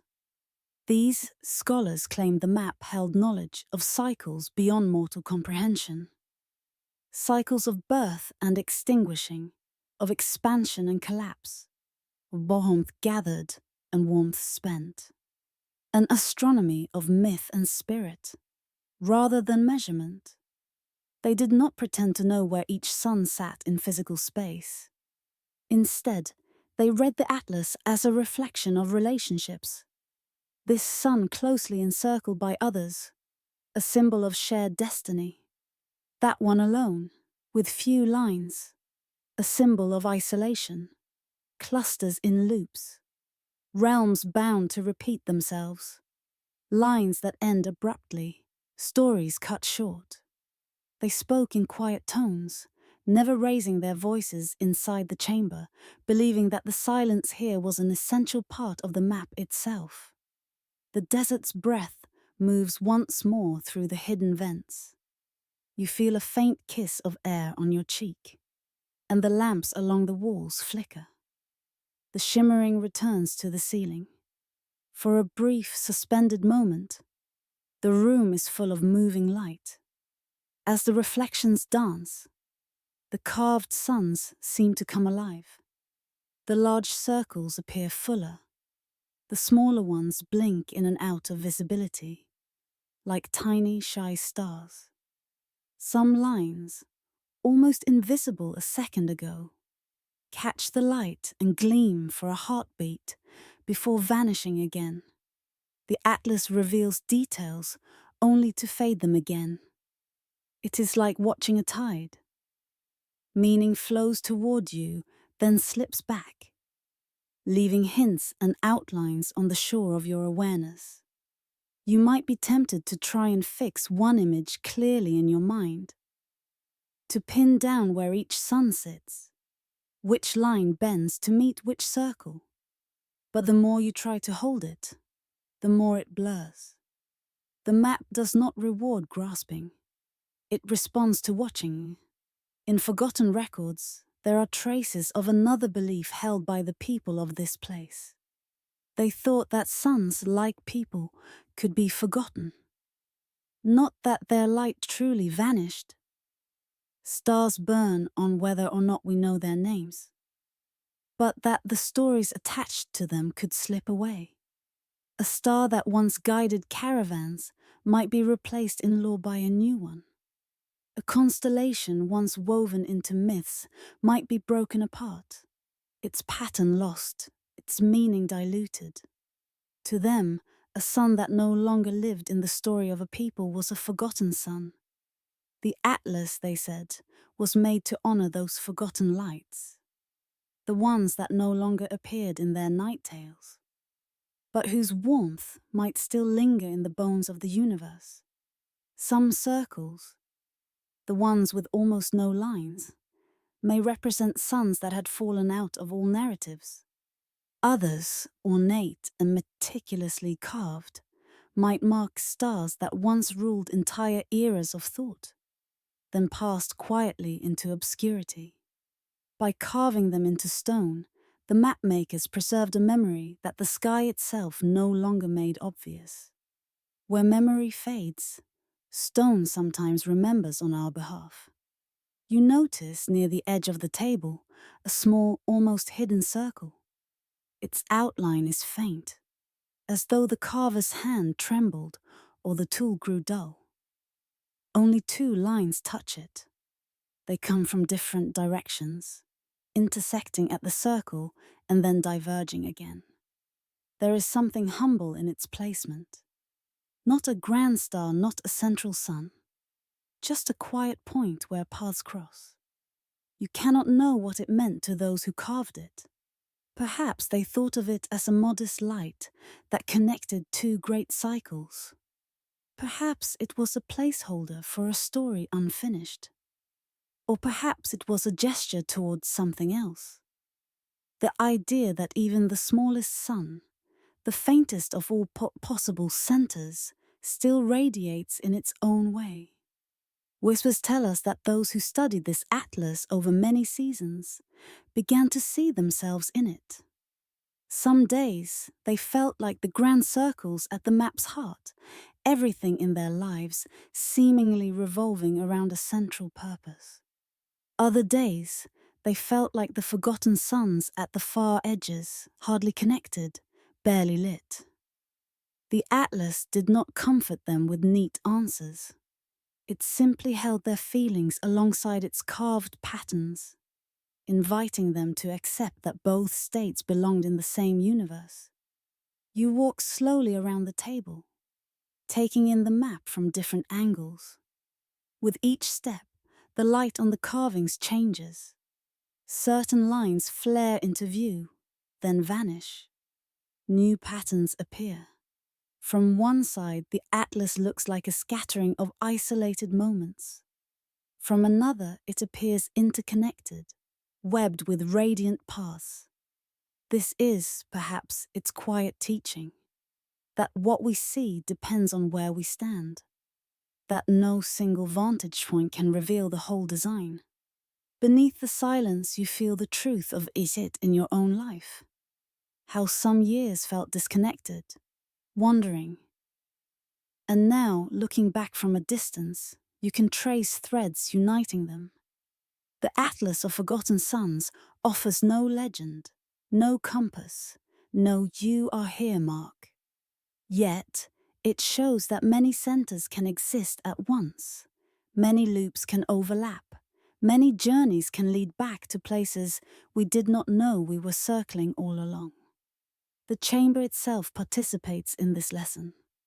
The dome overhead, with its embedded mineral specks, is not a direct mirror of the table. The fragments are scattered without allegiance to the carved circles below. Sometimes a gleam appears where there is no sun. Sometimes a carved sun sits in darkness while the ceiling above it glows. As the lamps and vents conspire to move the light, the correspondence between ceiling and table changes constantly. Perhaps this, too, is intentional. An old story claims that the mapmakers wanted to remind anyone who entered this room that what is above and what is below are connected, but not always in ways we can clearly line up.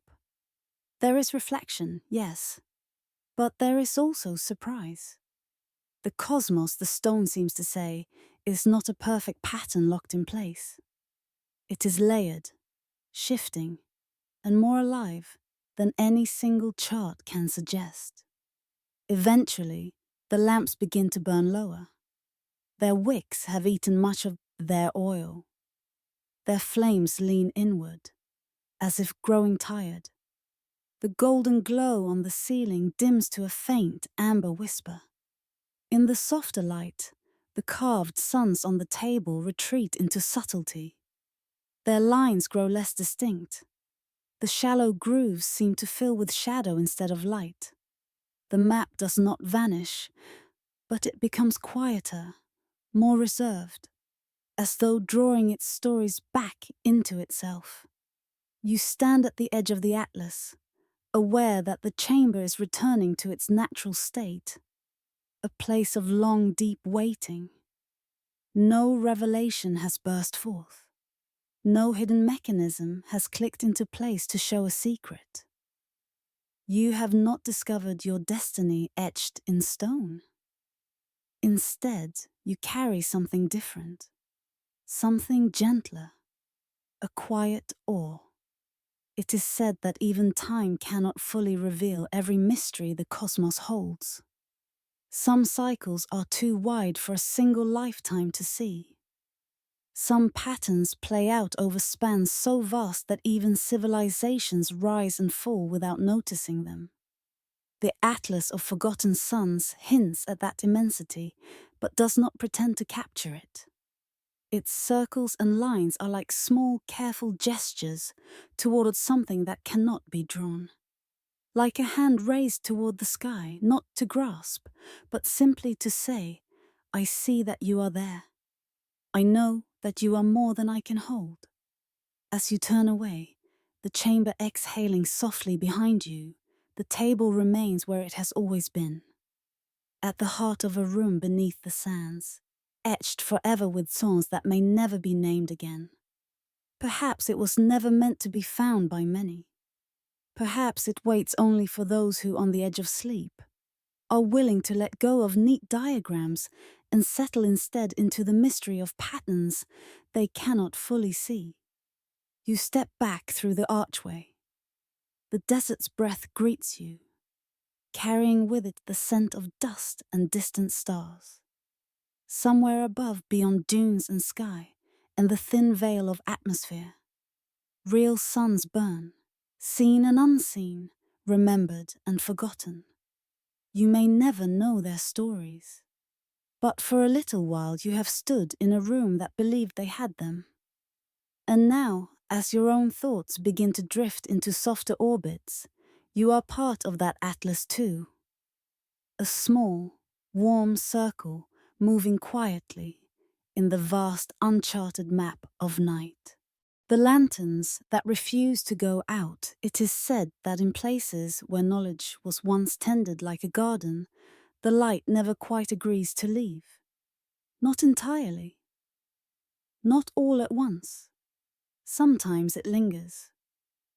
Long after footsteps have faded, long after voices have fallen silent, holding its small ground against the long dark of forgetting. Tonight, we step in such a place. The chapter opens in a forgotten honor of an underground library, where the air is cool and the dust hangs in soft suspension. The room is mostly shadow. Most of the shelves stand empty now, filled only with thin veils of sand and the pale ghosts of things that used to be there. The stone walls breathe quietly, carrying the faint scent of old ink and the dry whisper of the desert above. But in one corner, the darkness is not complete. There, gathered on a low stone platform, rests a cluster of ancient lanterns. They are small, made of metal worn to a soft, dull sheen, their surfaces etched with the fine, looping patterns.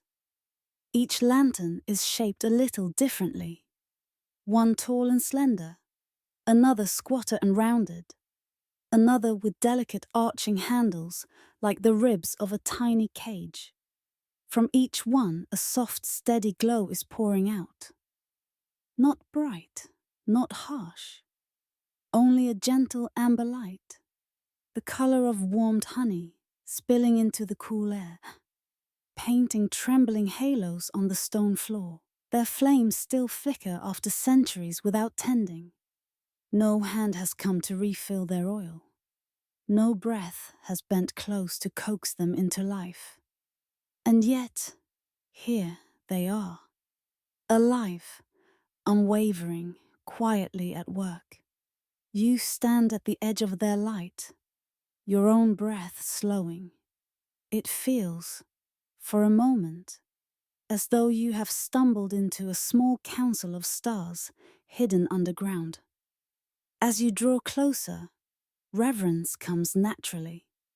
The lantern's metalwork is delicate, almost like filigree, each one bearing etched symbols that rivet and dance along their sides.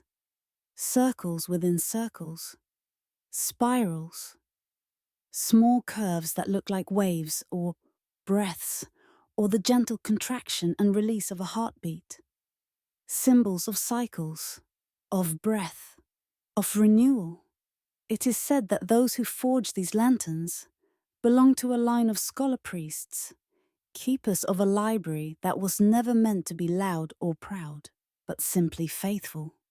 They believed light was a living thing, a companion to thought, a guardian of words. Some say these lanterns were blessed by that lineage, long ago, in the quiet of a ceremony, whose details are now lost. The scholars stood together in this very chamber.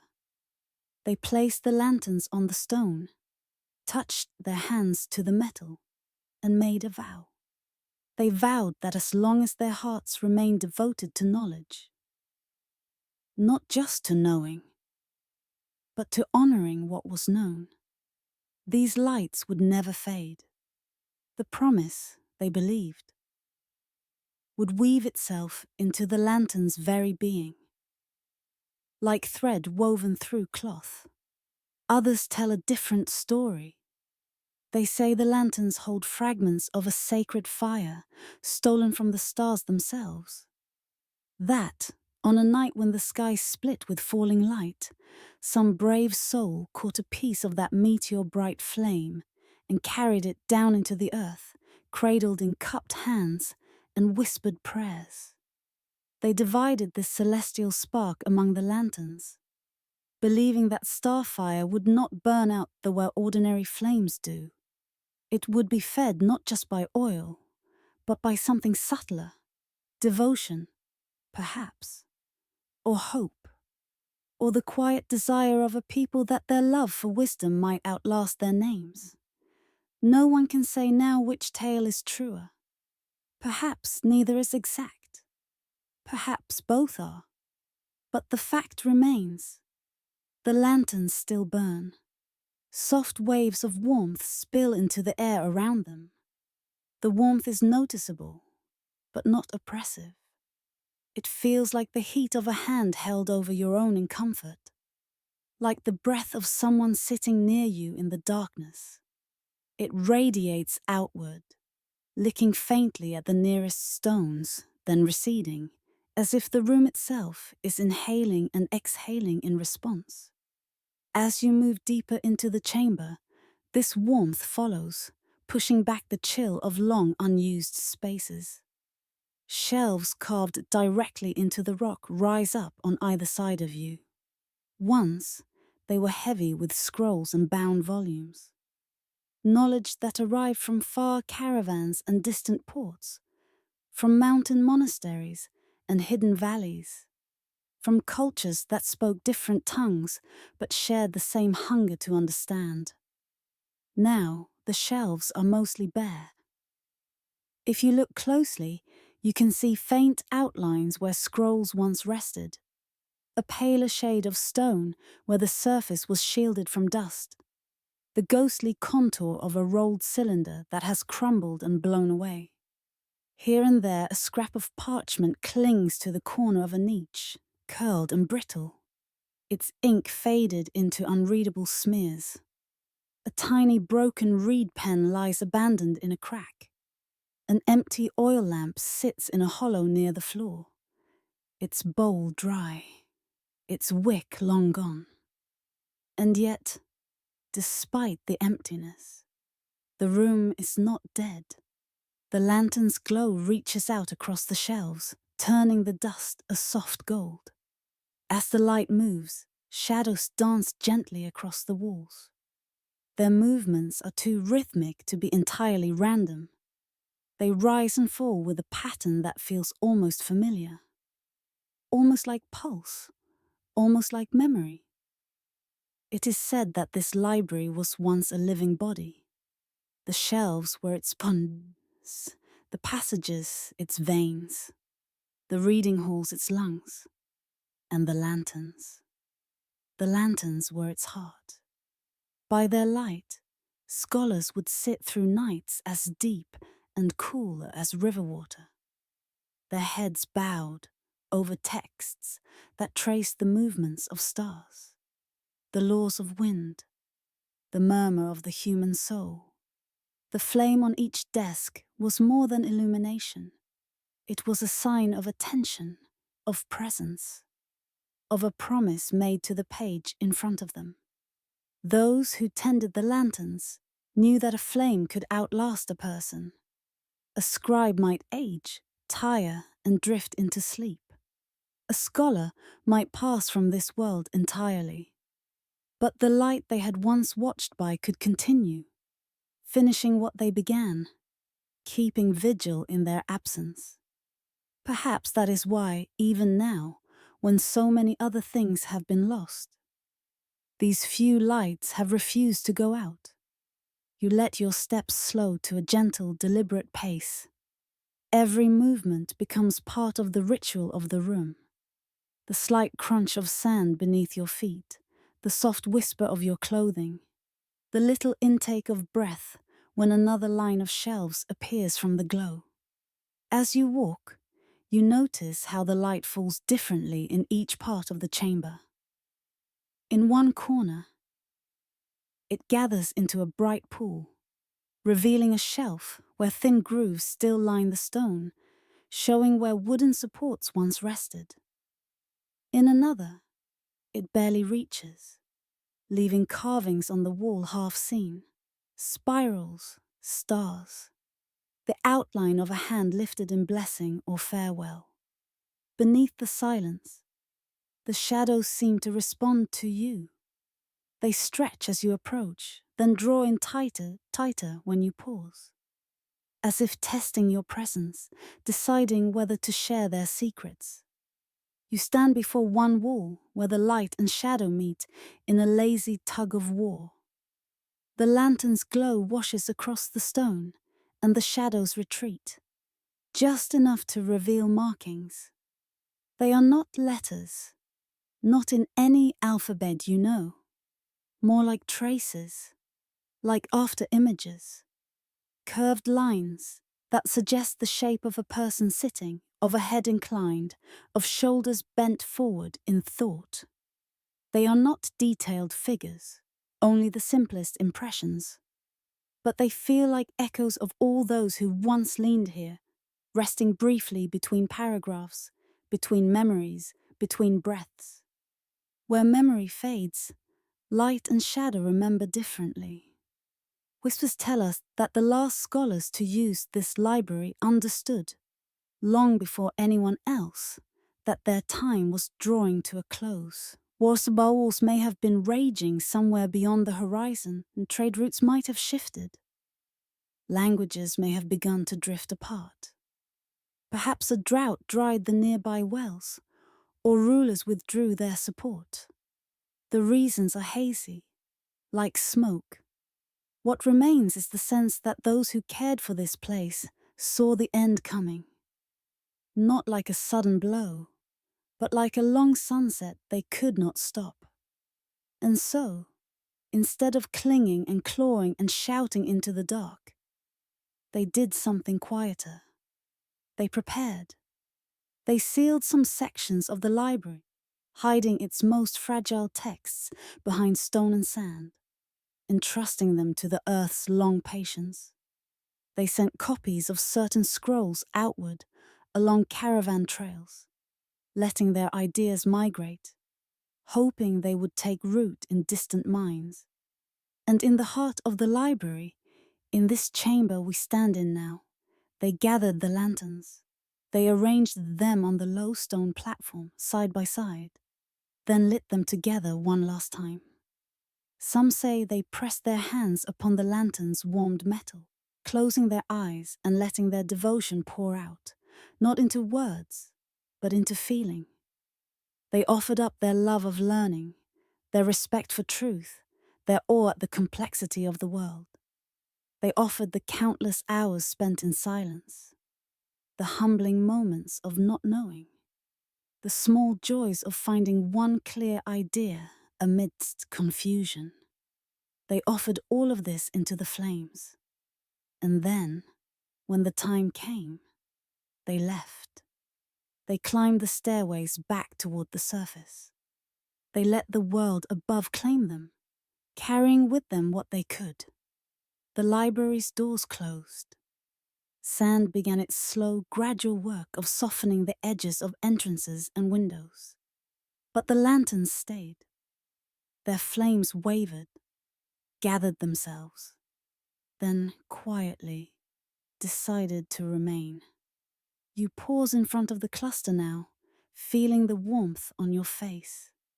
The etched symbols catch the light. Tiny spirals, starbursts, curves that repeat like the rise and fall of a sleeping chest. It is as if the metal has been inscribed with the memory of breath, the memory of cycles that never truly end. You cannot know whether there is oil still inside, some hidden reservoir untouched by time. You cannot say whether there is some secret mechanism at work, some trick of chemistry or ancient craft. All you can feel is that the flames nourish themselves on something that does not burn away. Some flames live on fuel. These live on faith. Beneath the silence, the idea settles over you gently. The light spilling from the lanterns paints movements across the walls. The shadows are not sharp. They are soft-edged, always in motion. They sway in a rhythm that is too precise to be accidental, yet too subtle to be entirely understood. They shift almost like heartbeat, almost like memory remembering itself. You find yourself breathing with them, in as the shadows grow, out as they shrink. The longer you watch, the more they seem to trace patterns of their own, arches, loops, spirals. Perhaps they are writing stories on the walls that no ink can capture, composed in light and darkness. Perhaps they are replaying old moments from the library's life, a hand reaching for a volume, a head bowed in thought, the tilt of a lamp being adjusted on a crowded table.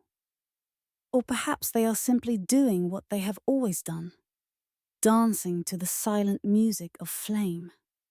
As your mind grows quieter, a question forms. Not sharp, not demanding, just gently present. What keeps your own inner lantern burning?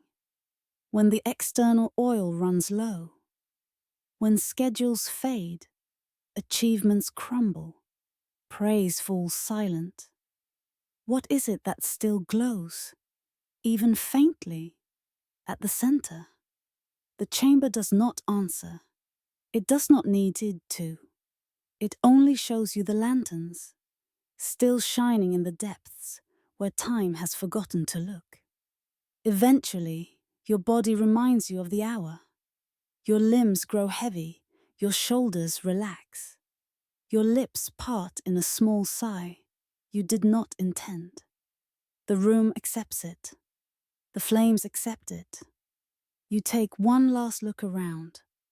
The shelves, though empty, no longer seem desolate. They feel like resting places, like beds where stories once slept and dreamed. The dust drifting in the air no longer looks like neglect. It looks like the visible shape of a time. And the lanterns, small, patient, and impossibly steadfast, are less like artifacts and more like companions. Perhaps they were never meant to illuminate pages alone. Perhaps they were meant to remind anyone who found them that devotion itself is a kind of light. You turn toward the passage that will lead you out. As you begin to walk away, the glow of the lanterns touches your back, following you a few steps. then receding as the corridor curves. They do not dim in protest. They do not blaze up in farewell. They simply continue what they have always done, holding a small, undemanding circle of clarity in the dark. Some voices only echo when we are ready to listen. Some fires only reveal their true nature when everything else has gone quiet. Perhaps these lanterns were never meant to be a miracle to be solved, but a question to be carried. Are there places in you where a gentle flame still burns, even though no one is watching, even though no one is tending it? If so, then you and the library share something.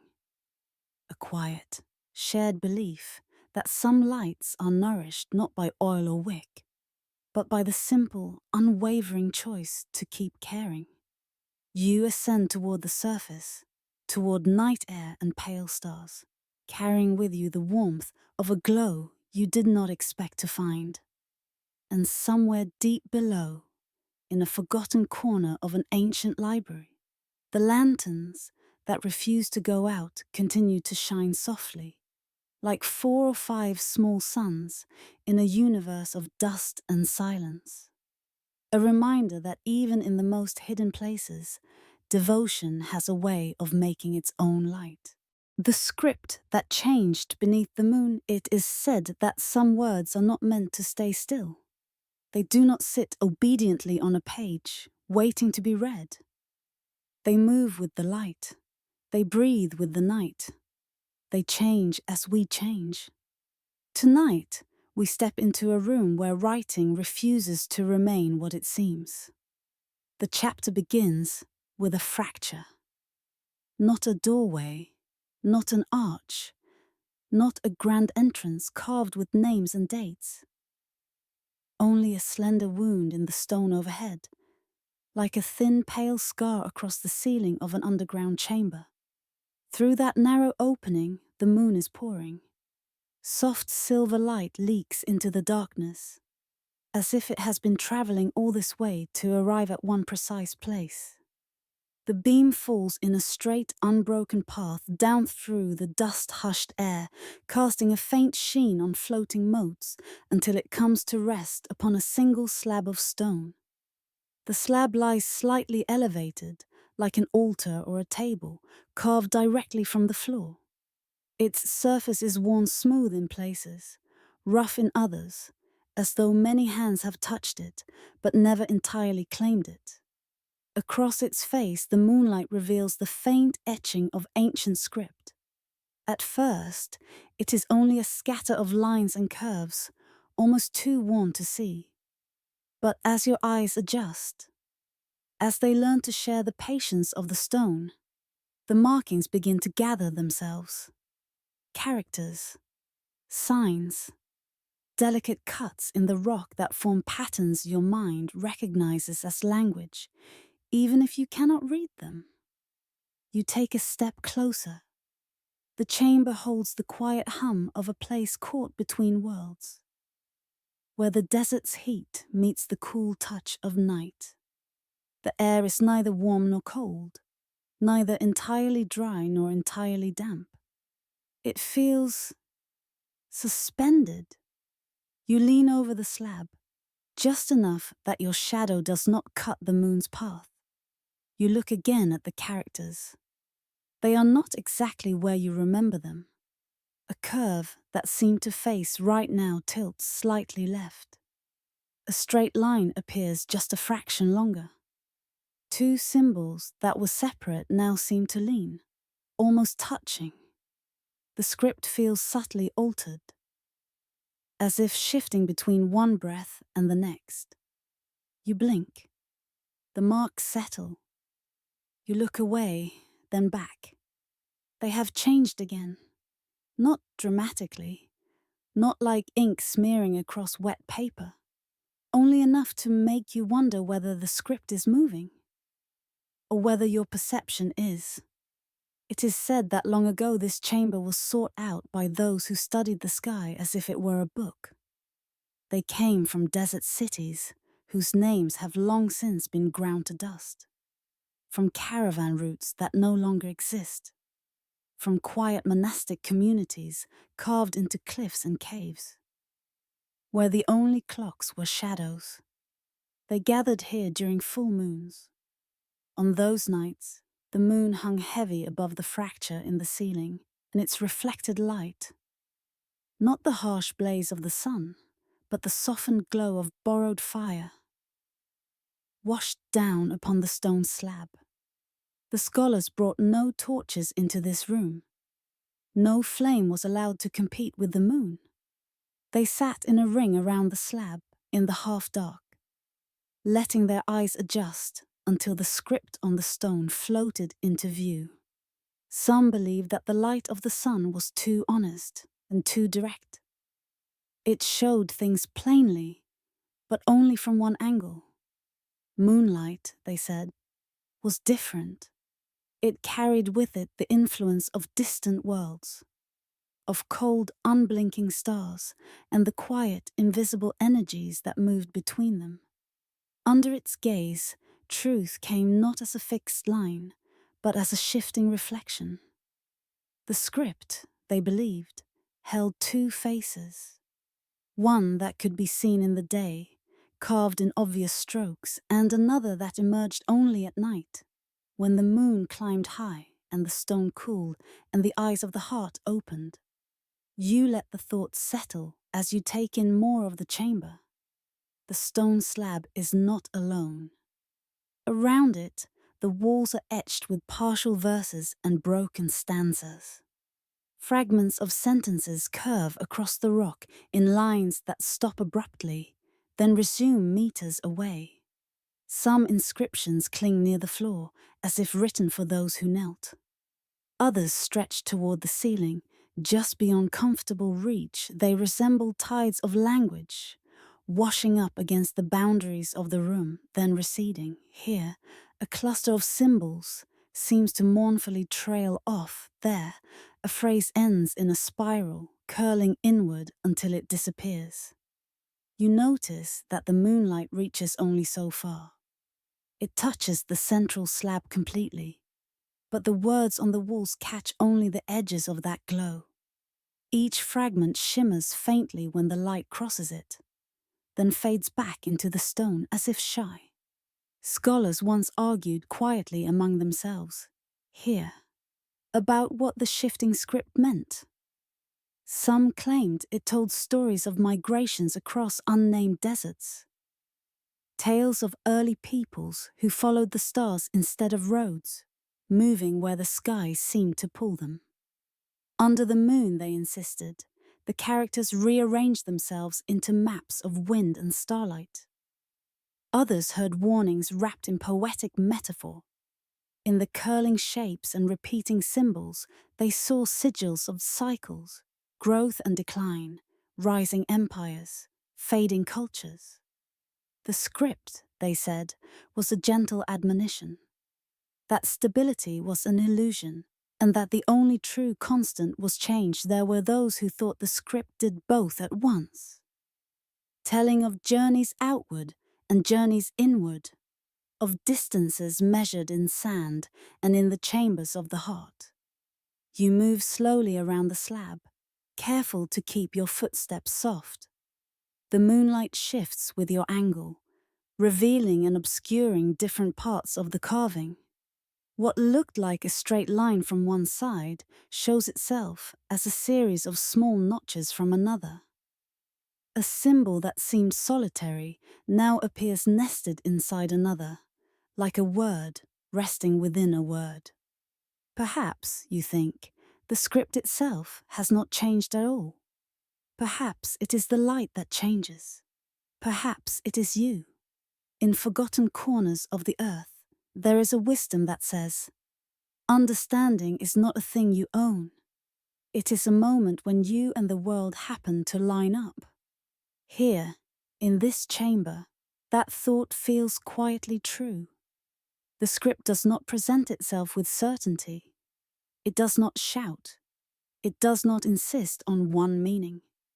It breathes with the same rhythm as the light that falls upon it, expanding, contracting, stepping forward, stepping back. You move toward one of the walls, where a half verse curls along the stone. The moon's beam does not reach fully here, but its reflections do faintly, glancing off the dome and the slab and scattering like silver dust. Under that dim shimmer, the characters on the wall flicker. Just for an instant, you imagine you can read them. Not as literal words, but as emotions. Images rise in your mind. A caravan at night, moving across a cold plain. A child standing in the doorway of a tent, watching the stars. An old man, tracing lines in the sand with a staff, drawing shapes that the wind erases. Then the shimmer fades. The script on the wall returns to being only lines, only curves, only the suggestion of language. Myths say that the script was born from a compromise between two ways of knowing. One way loved clear edges. It sought definition, boundary, precise explanation. It filled tablets with straight lines and exact lists, measuring shadows, counting years. The other way loved mystery. It leaned into metaphor, into symbol, into the understanding that some truths are too wide for narrow words. It spoke in stories and riddles, in parables carried from mouth to mouth around flickering fires. The people who built this chamber, it seems, wished to honor both.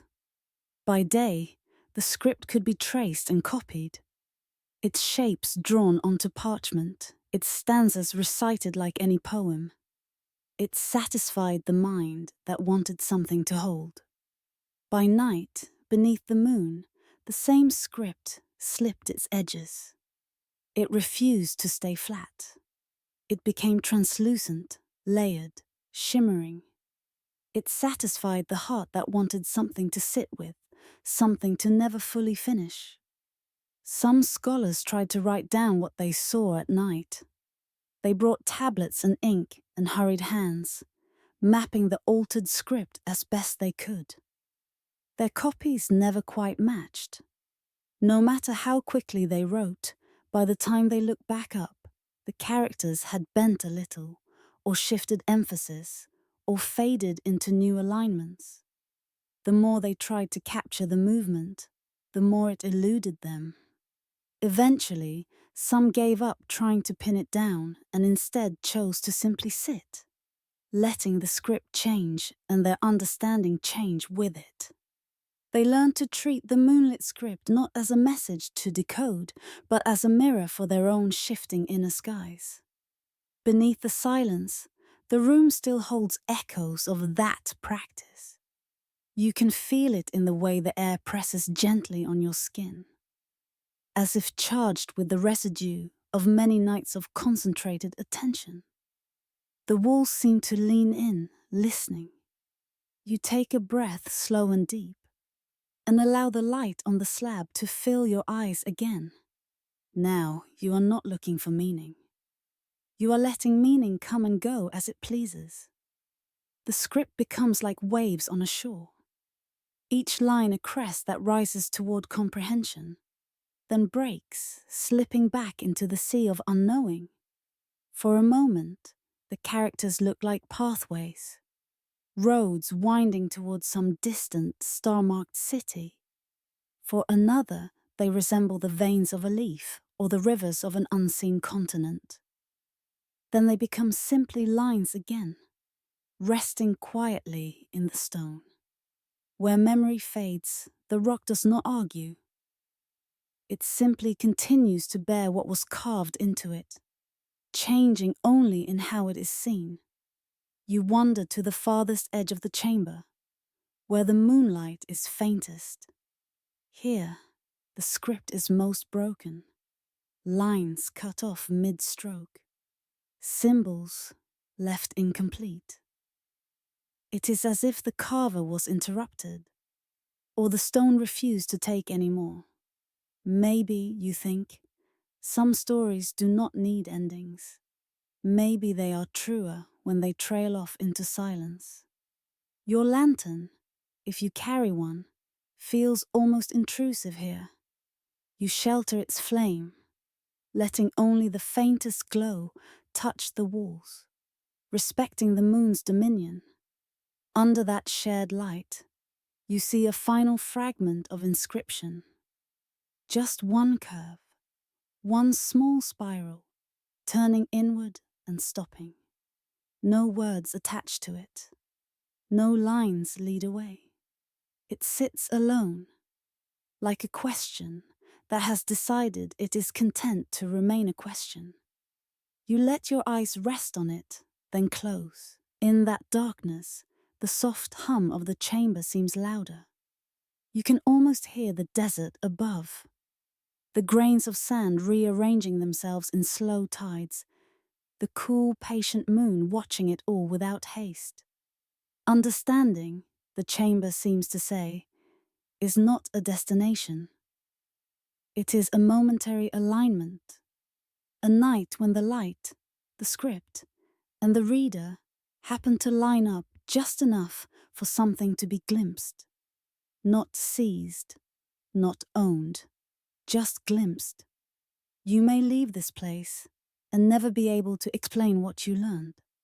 You may find that the words that come to your lips feel thin compared to what passed through you in the moonlit hush. That is all right. Some wisdom is meant to change beneath the moon, to slip each time we look, so that we keep looking. When at last you turn to leave, the beam of moonlight remains where it always has, steady in its descent, tender on the stone. The script lies beneath it, quiet again. If it was ever changing, it has chosen, for now, to rest. You walk back through the chamber, past the fractured verses on the walls, past the partial stanzas and broken phrases that glow and then fade as you pass. They do not accuse you of not reading them properly. They seem content simply to be seen, even for a moment.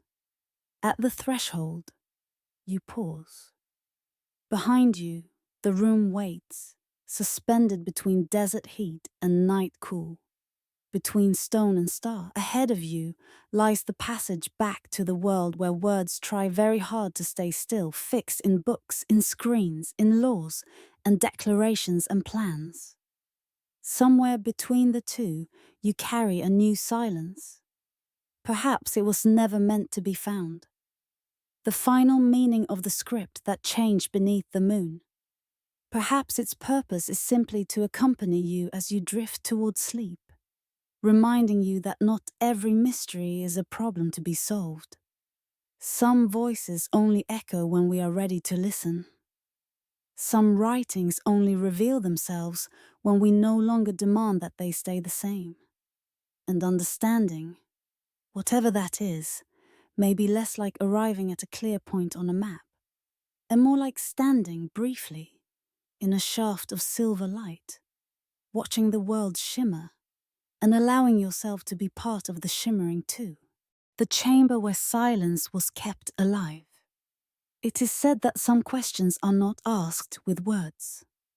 They rise instead from the spaces between heartbeats, from the dim corners of the mind where sound grows thin, from the long, unbroken pauses between one breath and the next. Tonight, we begin with such a question. It comes to you on the breath of darkness, subtle and unhurried. What does silence sound like when preserved for 1,000 years? The image that follows is not of a bustling temple or a crowded hall. It is of a single deep chamber, hidden far beneath the noisy skin of the world. Its entrance is a modest thing, a narrow stairway spiraling down into the earth, carved from stone the color of cooled ash.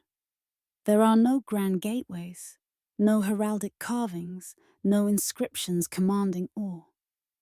Only a low arch at the bottom, its curve smooth and bare, like the inside of a cupped hand. Beyond it lies the chamber where silence was kept alive. You step through the arch, and the world changes. At first, you notice the absence of echo. In most rooms carved from rock, a single footstep rings out, rebounding from wall to wall in sharp, diminishing repetitions. But here, the sound of your foot touching the floor is immediately softened, as if absorbed by something eager to keep it. Another step. Another soft, vanishing note. Your breath too feels different. When you exhale, the air does not rush and sigh. It slips from you quietly, taken up by the room like a secret place in a trusted palm. The chamber is circular, cut from smooth stone. The walls curve around you, gently rising and bending inward, shaping the space like the inside of a great ear. The floor underfoot is subtly cushioned with a thin, worn layer of woven mats, their fibers long polished by time and countless sitting bodies. Above, the ceiling is low enough to feel close, high enough to allow the mind to stretch. In this place, every surface seems designed for one purpose: to cradle quiet like a sacred relic. Soft lanterns rest in shallow niches carved into the wall, placed at intervals where their light can reach without dominating. Their flames are small, content to glow rather than burn. They paint the stone in gentle shades of gold and bronze, deepening the shadows into velvety pools, never fully banishing them. As your eyes adjust, you begin to notice the carvings. Along the walls, in a continuous band that circles the room at about the height of a human heart, small images have been etched into the stone. Not grand scenes of battles or kings, not lines of triumphant text. Closed eyes, cupped hands, heads bowed. The eyes are shaped with great care. Lids drawn softly shut, lashes hinted at with the lightest of grooves, brows relaxed. They do not look asleep, they look inward. The hands are carved with palms facing upward, fingers slightly curled as if holding something unspeakably fragile. They encircle the room like a silent choir of gestures, each one an emblem of receiving, of openness. It is said that the people who built this hall believed silence was a living force, not a void, not an absence, a presence, something that needed tending as carefully as flame or knowledge. In forgotten ages, the world above this chamber was not quieter than it is now. There were marketplaces full of haggling and laughter, dusty roads alive with cartwheels and hoofbeats, households echoing with arguments and songs, children's cries and promises shouted from one door to another. Even the temples hummed with sound, chants, prayers, the ringing of bells. But there were some who began to notice a different kind of hunger, a hunger not for more words, but for a place where words could rest. They felt that beneath the noise of the world, beneath the endless exchange of questions and answers, there was a deeper conversation waiting to be heard. Not between one person and another, but between the human heart and something larger.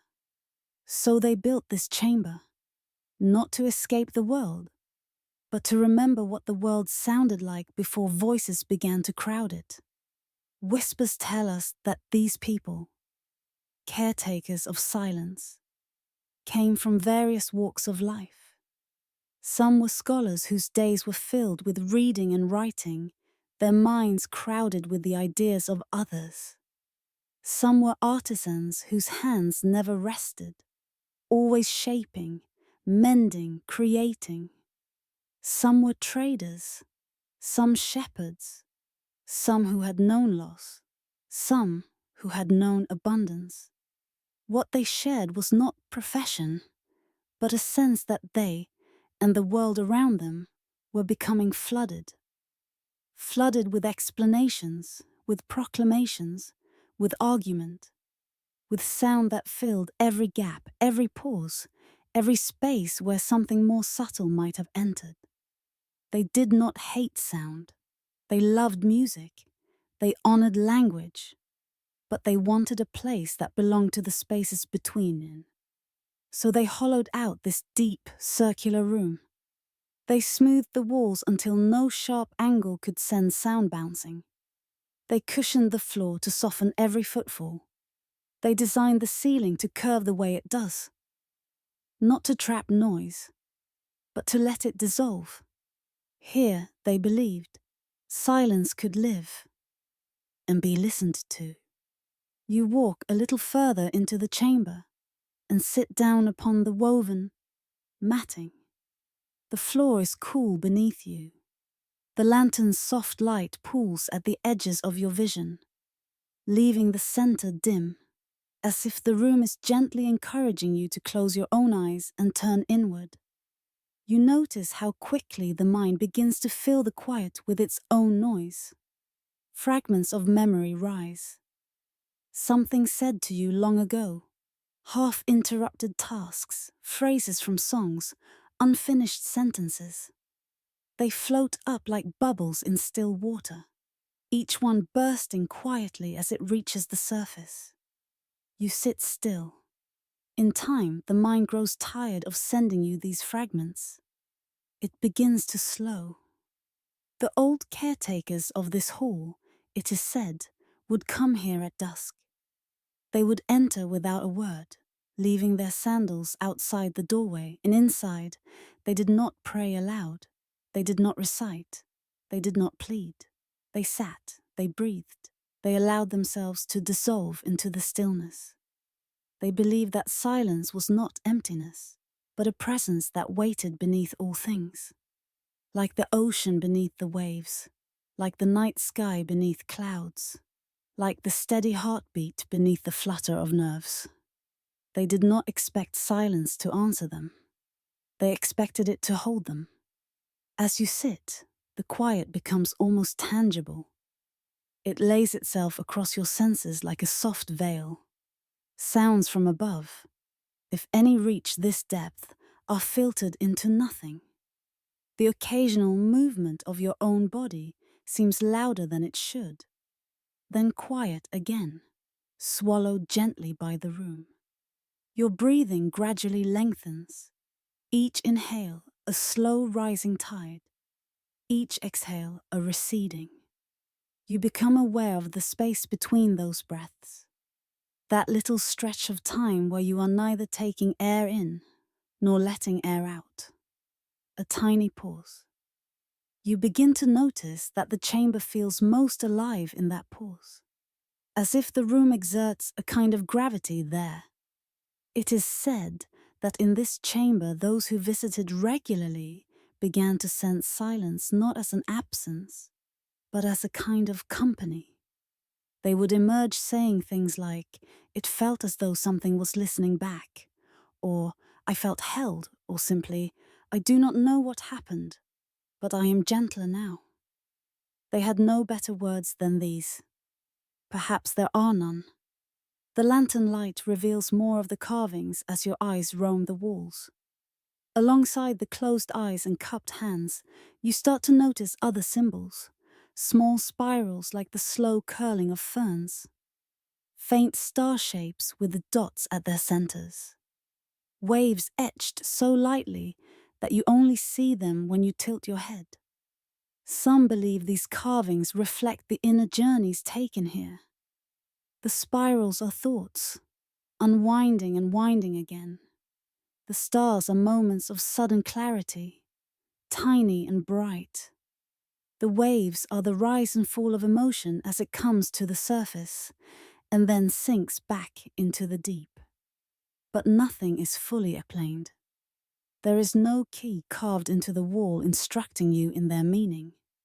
The chamber, like silence, refuses to tell you what to think. Instead, it invites you to notice what arises in yourself. As the moments pass, you may feel old worries soften, not because they are solved, but because they no longer grip as tightly. You may feel unnamed sadnesses rise and hang for a while, like lanterns in a night sky before slowly dimming. You may feel nothing at all, just the weight of your own body and the quiet fact of your own breathing. All of this belongs to the chamber. All of this is welcome.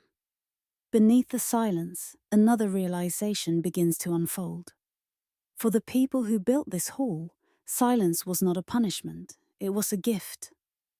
In many tales, those who are silent are depicted as voiceless, powerless, erased. But in this place, the story is different. Here, silence is chosen, honored, cultivated as one might cultivate a rare flower. The caretakers knew that the world beyond this chamber valued noise, declarations, self-assertion.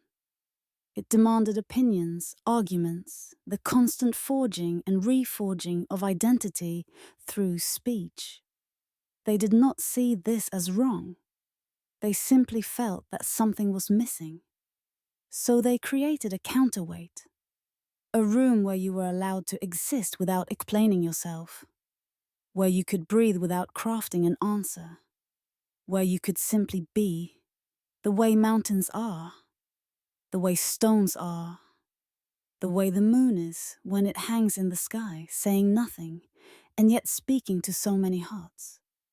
This chamber is their reminder that beneath every sentence, beneath every history, beneath every story we tell, there is an unspoken ground, the ground of quiet existence. After a time, no one measures it, for clocks mean almost nothing here. You feel a natural impulse to move, not because you are restless, but because some part of you knows that this experience too is meant to be temporary. Silence in this hall is not a prison to be trapped in forever. It is a well to drink from, so you may return to the world with a clearer tongue and a softer gaze. You rise slowly, feeling the mat beneath your fingertips, the steady floor under your feet. As you stand, your movement makes the slightest shush of fabric, the faintest shift of air. Even these sounds are cradled immediately, taken into the room's embrace and set gently down. You turn once more, letting your eyes travel around the chamber. The closed eyes carved into the walls seem to be resting contentedly. The cupped hands appear to be holding something invisible and precious. The lanterns continue their small, unwavering glow. They do not flare as you move. They do not dim as you leave. They simply continue, like quiet companions, unconcerned with who stays and who goes. At the threshold, where the circular room narrows back into the corridor, you pause. Behind you, the chamber of living silence waits, exactly as it has waited for who knows how many years. Ahead of you, somewhere beyond tunnels and stairs and the skin of the earth, lies a world that hums and clatters and sings and calls your name. You stand between them just for a moment, between deep quiet and bright noise, between held breath and spoken word, between listening inward and turning outward. And in that narrow, delicate space, you hold a tender idea gently in your hands. That silence is not emptiness. It is presence. Not a lack of sound, but a deeper layer beneath it. A companion that waits patiently under every conversation, every thought, every shout and song and sigh. It waits, not to erase them, but to cradle them when they are too heavy, to soften their edges when they grow sharp, to offer rest to the tired tongue and the crowded mind.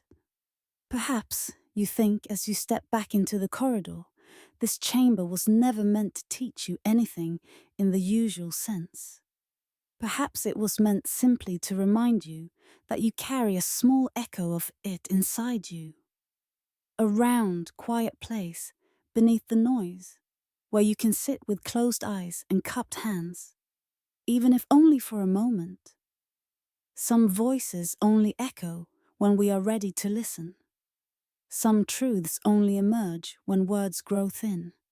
And silence, the kind that lives, the kind that is tended like a flame, does not demand. It only waits. Beneath the silence of this ancient room, beneath the silence that slowly gathers around your own thoughts as a sleep approaches, something is always there. Not empty, not absent, just present, still, alive. The scribes who wrote with shadows, it is said that there were once scribes who never trusted what they could see. They did not believe the brightest things. They did not bow to whatever stood most clearly in the light. Instead, they waited for the moment when the flame grew soft and the edges of the world began to blur. Only then, they said, did truth begin to speak. Tonight, we step into the hall where those scribes once worked. A place where writing did not live in ink alone, but in the wandering forms of shadow. The journey opens with flickering light. A single lantern hangs from a long iron hook, its flame shivering within a glass belly blown thin as a sigh. Around it, the chamber extends in a wide stone circle. Walls, mantels rising up into darkness, floor stretched out beneath like a parchment left unwritten. The light from the lantern is not steady. It quivers. It leans. It pulls at the edges of darkness like a slow, uncertain tide. Every time it moves, the shadows move with it. They stretch long and wavering across the dusty floor, reaching from the pillars toward the far walls, bending where the stone curves, breaking where the surface is broken. For a moment, they seem like nothing more than the natural consequence of a flame trying to keep itself alive. Then, as you watch closely, something else begins to appear. The shadows bend into forms that feel strangely deliberate.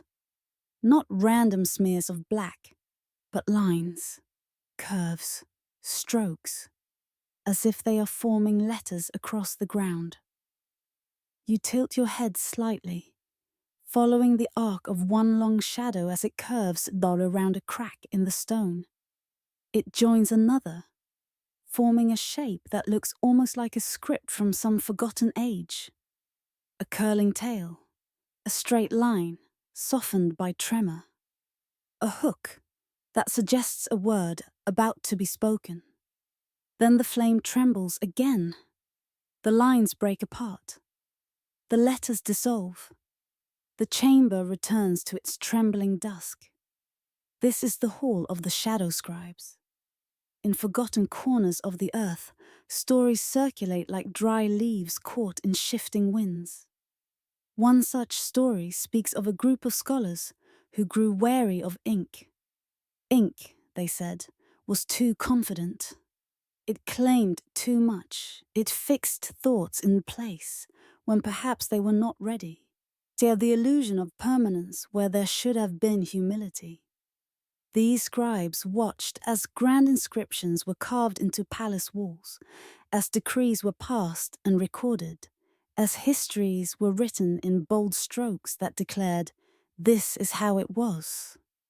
They saw how these writings could be used to build temples of pride, to harden ideas that once had been soft. It is said that one of them, standing at the edge of a lamplit courtyard, noticed how the words carved into the stone columns grew fainter when viewed in the shifting light. Their sharp edges blurred.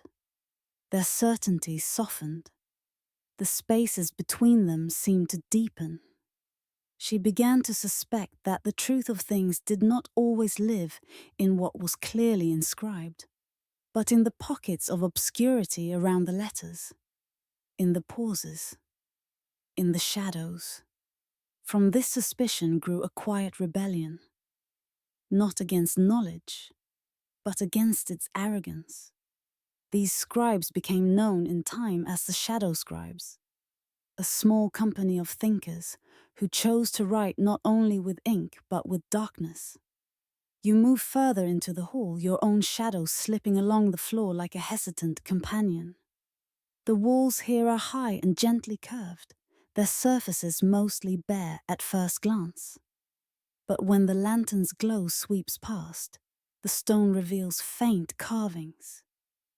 Not of words, but of channels. Delicate grooves cut into the rock, running in graceful arcs and lines. They intersect, they diverge, they loop. At first, you might mistake them for decorative patterns, ornamental flourishes meant to please the eye.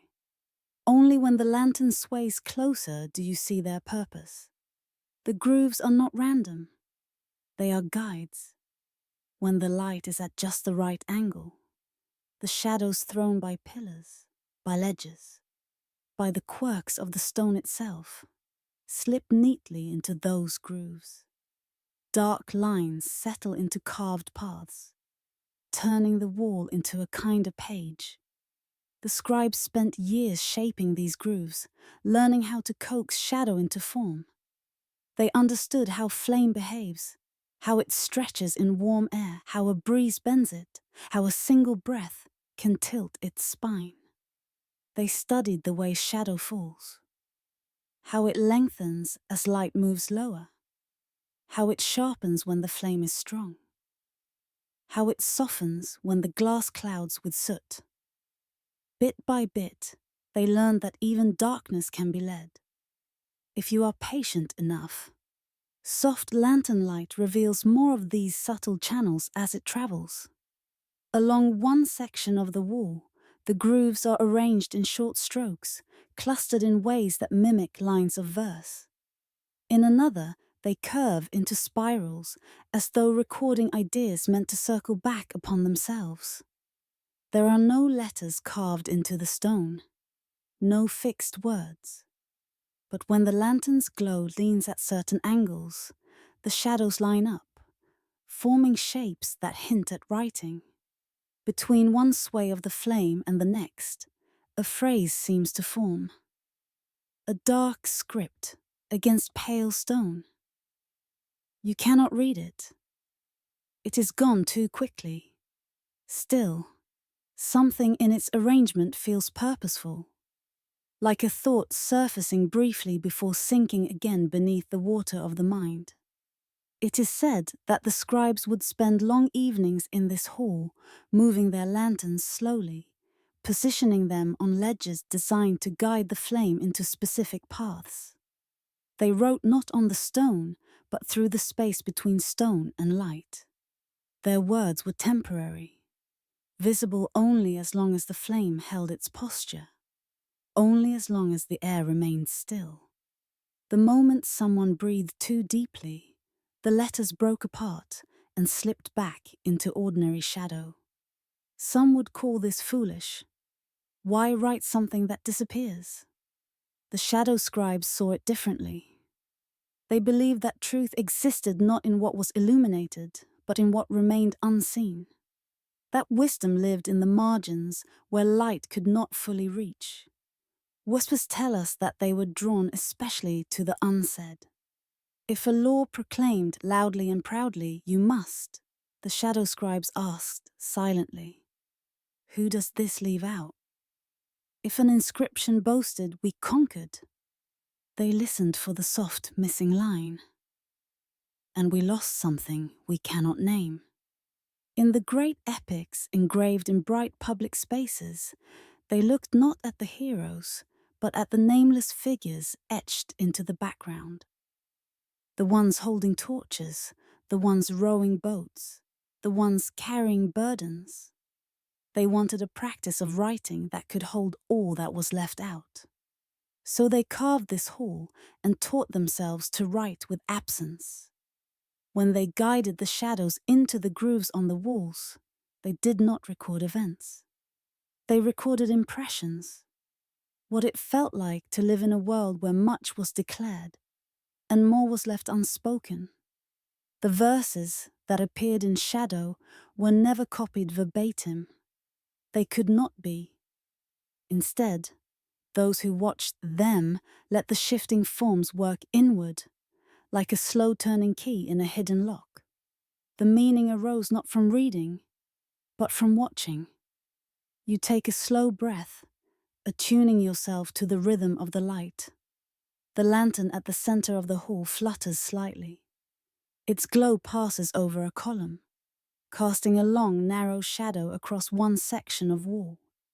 That shadow falls into a series of grooves, and for the space of a heartbeat, you see a pattern that could be a sentence.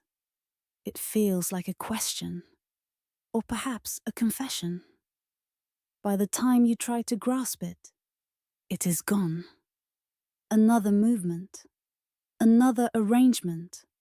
Shadows, like thoughts, do not like to be grabbed. They prefer to be noticed and allowed to continue their journey. You walk slowly along the perimeter of the hall. Your own lantern, if you carry one, joining the older flame, adding its modest trembling to the dance. The more light you add, the more shadows there are. Darkness multiplies in overlapping shapes, filling the channels in ways the original scribes never anticipated, creating new combinations of curves and crossings. For a moment, you understand what they must have loved about this art. It is never finished. No single arrangement of shadow can claim to be the final version of what the wall says. There is always another reading, another angle, another night. Where memory fades, where light shifts, the writing changes. And yet, something deeper remains constant. The practice of looking into the in-between. Some say that the shadow scribes were mistrusted by those who preferred firm answers. They spoke in gentler tones. They shrugged at certainty. They were more comfortable with perhaps and maybe than with always and never. But there were also those, travelers, wanderers, quiet souls, who sought them out, drawn by stories that somewhere in the desert there existed a place where even darkness was treated as a kind of text. These visitors would enter the Hall of Shadows and sit, leaning back against the cool stone, and simply watch. They would watch until their eyes grew tired, and then watch a little more until something softened inside. Later, when they left, they would be asked, "What did you learn? What did the shadows say?" Often, they could not answer clearly. "I do not know," they would admit. "But I feel as though I understand more now about what cannot be written down." You pause near a corner where the grooves in the stone deepen, forming a small spiral pattern. When the lantern's light slants just so, shadows gather within that spiral, darkest at the center, fading as they coil outward. It looks, for an instant, like a whirlpool in mid-ocean, drawn not in water, but in absence. Beneath the silence, you sense what this hall has been trying to say all along. Some stories can be understood only through absence, not by adding more words, but by sitting with what is missing. In the shadow script that slides along the walls, you begin to see reflections of your own life, moments you cannot fully explain, questions that have never really found answers, gaps in memory that used to trouble you. Here, they seem less like failures and more like parts of a larger design that was never meant to be entirely visible. The lantern's flame begins to settle, its dance slowing to a gentle sway. Shadows drift less dramatically now, stretched thin and long across the floor. They no longer assemble themselves into nearly letters. They lie down with a kind of contentment, merging into a soft, even dusk. You stand once more where you began, at the threshold of the chamber. Behind you, the grooves on the walls are only shallow marks again, their meaning dormant. Before you lies the corridor back toward the world of sharp lines and bright declarations, of ink that dries and stays. For a moment, you linger in between.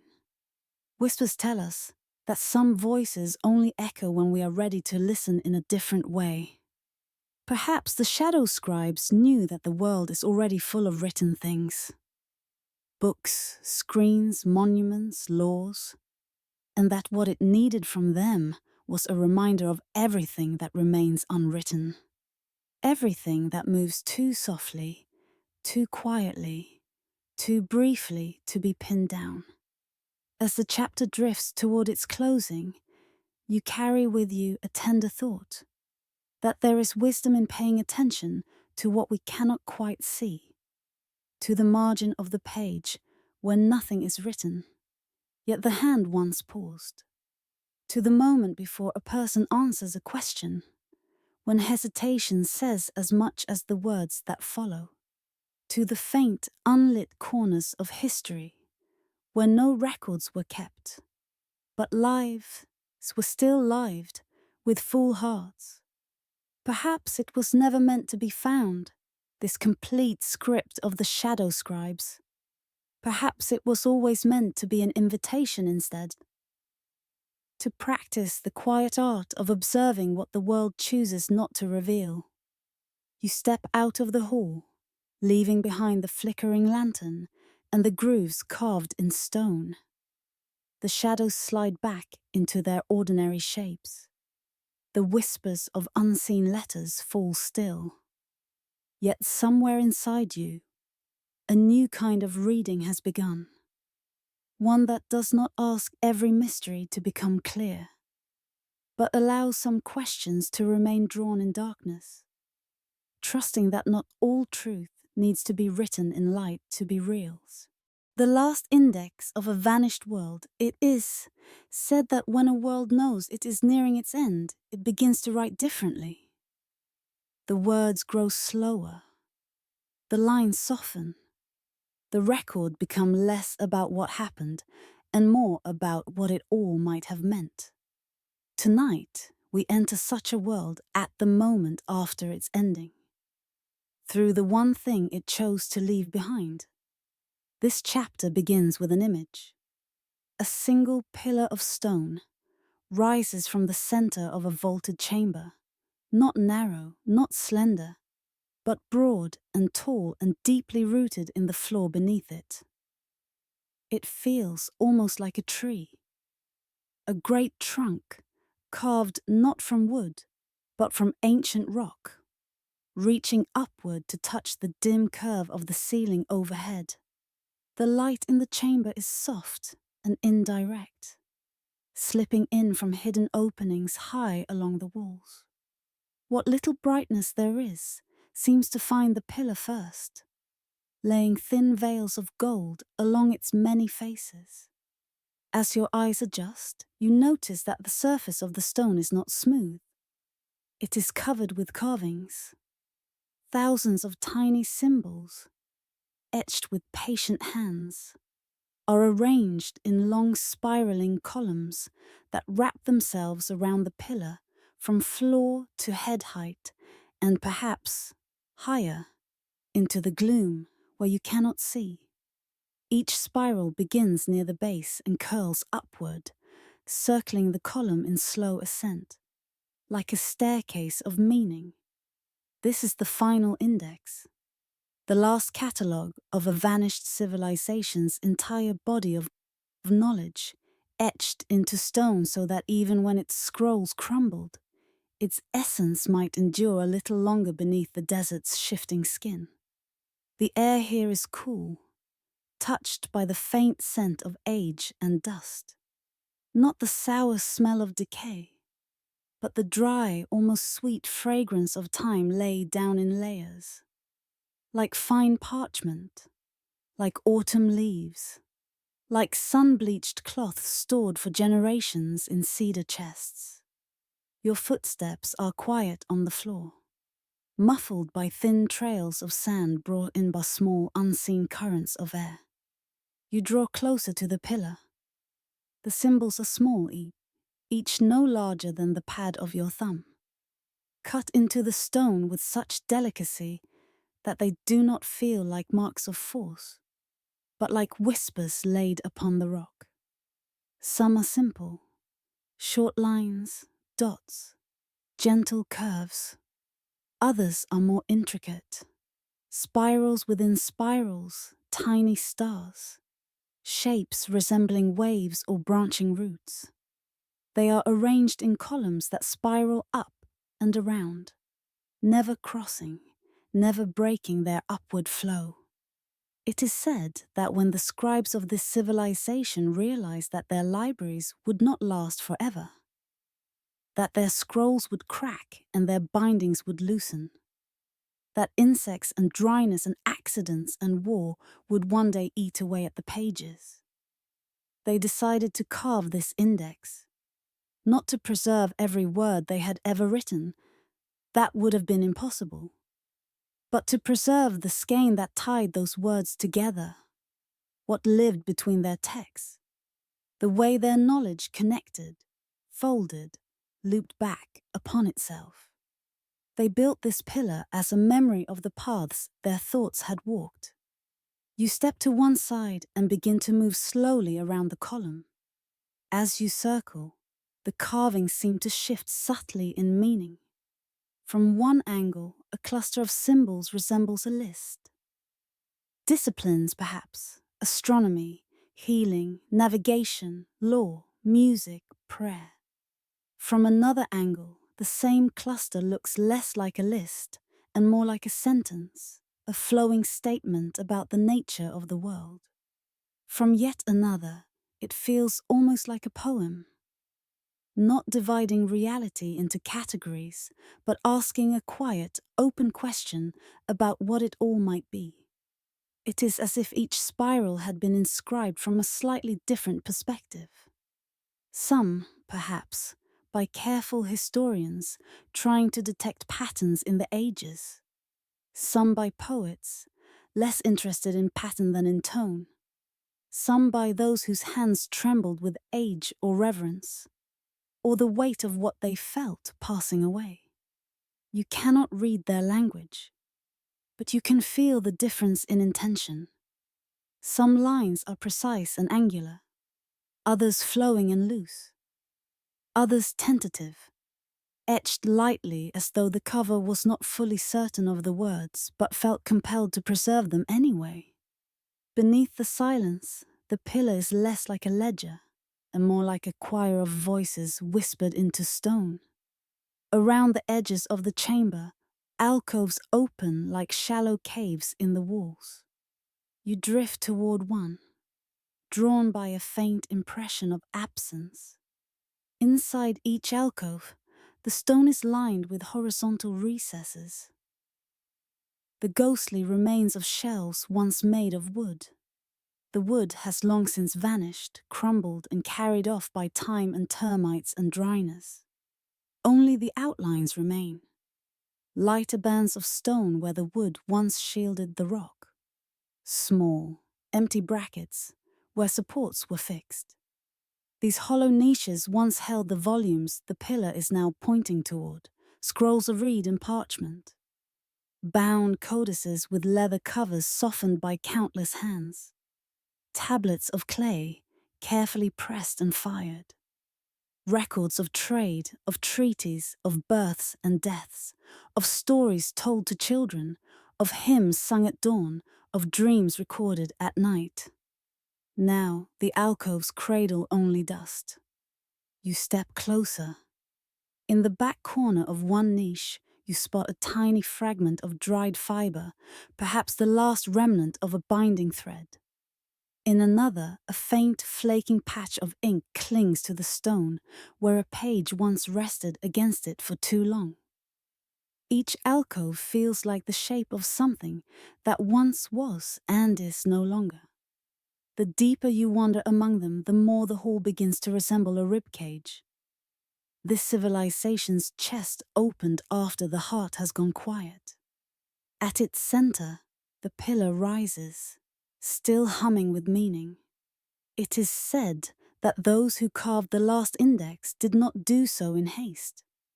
They did not rush to record names of kings, lists of cities, catalogues of victories. They knew that such things lived loudly for a while, and then were silenced by the turning of the world. Instead, they chose to record the relationships between the pillars of their thought. One spiral, according to fragmentary commentary found elsewhere, recorded the way they understood time, not as a line, but as a series of loops.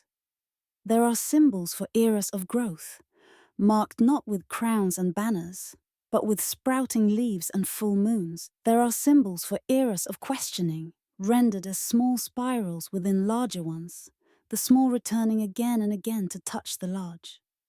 Another spiral seems devoted to the heart's weather. Moments of joy carved as rising lines, moments of sorrow as dipping curves, that then rise again, never quite as high, but linked. One band of the pillar charts paths of journeys, not of armies, but of lone travelers and small caravans. Marks for rivers, marks for oases, marks for mountains that could be crossed and mountains that could not. But even here, the emphasis is not on conquest, but on passage, on the way things move through the world and are moved by it. You return to the base of the pillar and place your hand upon it. The stone is cool under your palm, its carved symbols shallow but distinct. If you close your eyes, you can imagine the hands that made them. Some would have belonged to master carvers, their grip firm, their motions practiced. Others may have belonged to apprentices, their cuts a little less sure. It is possible that some symbols were shaped by those who rarely carved anything at all. A singer, perhaps, or a farmer, or a midwife, asked to inscribe one precious insight before the opportunity vanished. In that way, the index is not just a map of knowledge. It is a map of participation, a record of who felt compelled to add their thread to the weave. Beneath the silence, you sense what the pillar has become, less a catalogue of facts, and more a record of longing, human longing. To understand, to remember, to be in conversation with the world rather than simply moving through it. As you continue to circle the column, something subtle happens. The symbols begin to blur at the edges, not because your eyes are failing, but because your attention is no longer seeking to decode. You start to see the spirals more than the individual marks. The way each band begins with a tight cluster of characters at the bottom, then grows more spacious as it rises, as if the thoughts recorded there loosened over time. In some spirals, the symbols become fewer and fewer, until near the top there is just one mark, set in a wide margin. Perhaps a conclusion, perhaps an admission of not knowing, perhaps a reverent silence. You notice, too, that certain spirals intersect visually with niches in the walls. A band that charts questions about the heavens is opposite an alcove where astronomical texts once lay. Another, which seems to speak of justice and mercy, faces the empty recesses where law codes were kept. The pillar and the shelves converse, even now, though one speaks in symbols and the other in absence. It is tempting to feel a kind of sadness here. To think, all this care, all this effort, and still the books are gone. To think of the noise of history, of invasions, of fires, of shifting sands. But the longer you stay, the more another feeling begins to rise beneath the sadness. a softened understanding, even the most carefully kept knowledge, in the end, cannot remain as it was. Languages change. Words acquire new shades of meaning. Questions that once burned like torches grow dim as other questions take their place. The civilization that carved this pillar must have known this. They did not try to save themselves exactly as they were. They did not attempt to freeze their world in stone. Instead, they seemed to turn their knowledge into something else, something closer to poetry. They let their conclusions loosen into symbols that could be read in many ways.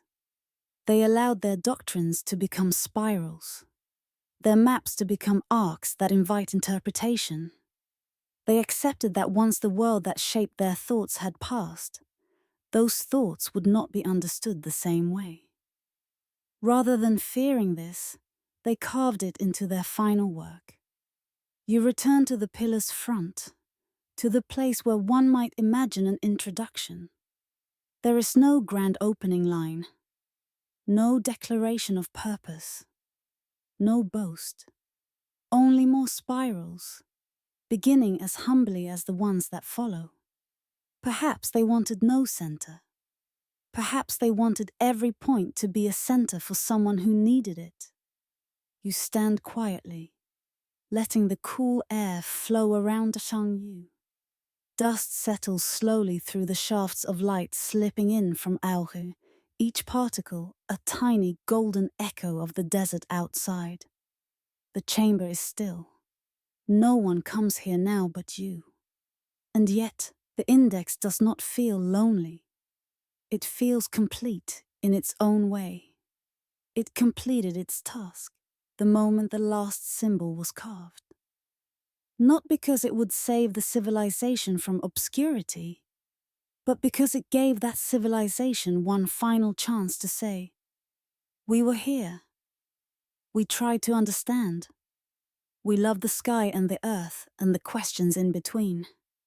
In the closing breath of this chapter, you are left with an image to carry into sleep. A towering stone pillar, its spiraling columns of symbols slowly blurring as the light changes, standing alone in a vaulted hall ringed with empty alcoves. Above, the desert sun slides across the sky as it has for ages. At night, the stars still mark their paths in patterns no one here is watching anymore. Yet beneath the sands, in this quiet room, a whole world's curiosity is held in place. It is no longer a system of knowledge. It has become a kind of prayer. Perhaps it was never meant to be found by those who would catalogue it, translate it, publish it. Perhaps it waits only for moments like this. For a listener, lingering on the edge of sleep, to stand before it in the imagination and feel. For a few slow breaths, the echo of an entire vanished world, asking the same questions we still ask now. Who are we? What does it mean to be here, beneath this sky? How do we make sense of the brief light we are given? No stone can answer for sure. But some stones can remind us that humans have been wondering for a very long time. And when a question has lasted that long, it begins to sound less like a problem to be solved, and more like a poem we are invited to join. The last index of a vanished world stands quietly beneath the sands, its spirals of symbols fading in and out of clarity in the gentle light of your drifting thoughts. And as your own mind begins to loosen, to circle, to spiral towards sleep, you carry with you the soft knowing that even your unanswered questions are part of a much older story, written and unwritten, forever becoming a kind of poetry. The desert that learned to remember. It is said that the desert forgets everything, that it swallows cities, erases paths, covers the work of hands with a soft, indifferent veil of sand. But in forgotten corners of the earth, whispers tell us a different story. They say there is a desert that learned to remember. The night opens above a vast dune field, bathed in moonlight. The sky is a great dark bowl of dusk sky blue and deep indigo, the stars scattered like quiet thoughts across its curve. The moon hangs low, heavy and watchful, its pale face marked with old scars and streaks of its own. Beneath it, the dunes stretch in all directions, ridges rising and falling like frozen waves on an ocean made of dust. Each one is shaped by wind, crest sharp, flank smooth, shadow lying in soft charcoal folds along one side. To anyone passing quickly, it might seem that the dunes are all the same. Endless repetition, a landscape of forgetting. But tonight, under this tender lunar light, something more begins to appear. Here and there, the surface of the sand is not entirely smooth. A curve, too regular to be chance, interrupts the flow of the slope. A faint straight line runs along a ridge where no natural edge should be. The wind has not only sculpted dunes, it has traced the ghostly impressions of something lying just beneath. Forgotten structures, walls that once stood, roofs that once cast shade and gathered voices. The desert shifts, the dunes move, and yet some hint of what lies under their skin remains pressed into the surface, like dreams that refuse to fully fade at dawn. It is said that long ago, before these dunes reached this particular shape, there was a library here. Not a library perched proudly above ground, with columns and flags and heavy gates, but a hidden one, cut into the earth, quiet and cool beneath the heat. We have wandered through its chambers in other stories tonight, walked its scroll halls, its shadowed rooms, its chamber of silence and starlit dust. Now we stand above it. The library sleeps below, tucked between layers of stone, sheltered by a roof of sand. The desert above is its blanket. You step forward onto the nearest dune, feeling the sand shift and sigh beneath your feet. The air is cool on your skin, carrying a faint, dry scent. Dust and stone, and the distant echo of heat. Each step you take leaves an imprint on the slope, a brief indentation that begins to soften almost immediately. Grains fall inward, filling the hollow. Your presence here is temporary. It will be erased within hours. And yet, the dunes themselves hold older traces with surprising care. As you reach the crest of one ridge and look down, you see in the shallow basin between dunes a pattern. At first, it seems like ordinary rippling, the natural result of wind dragging its fingers across the surface. But as you descend into the basin, the pattern sharpens. The sand underfoot settles in graceful arcs, wide curves that loop and intersect, as though some invisible pen has drawn letters too large to read all at once. You stop and look around. From this vantage point, the marks resemble text. Lines of an ancient script written not with ink, but with the smallest particles of the earth. With every slight gust of wind, the pattern changes. A curve thickens. A loop unrolls a little. A tiny channel is filled, while another is carved. The writing does not stay. It does not insist. And yet, it keeps returning. Shape after shape, line after line, like a story told over and over in slightly different words.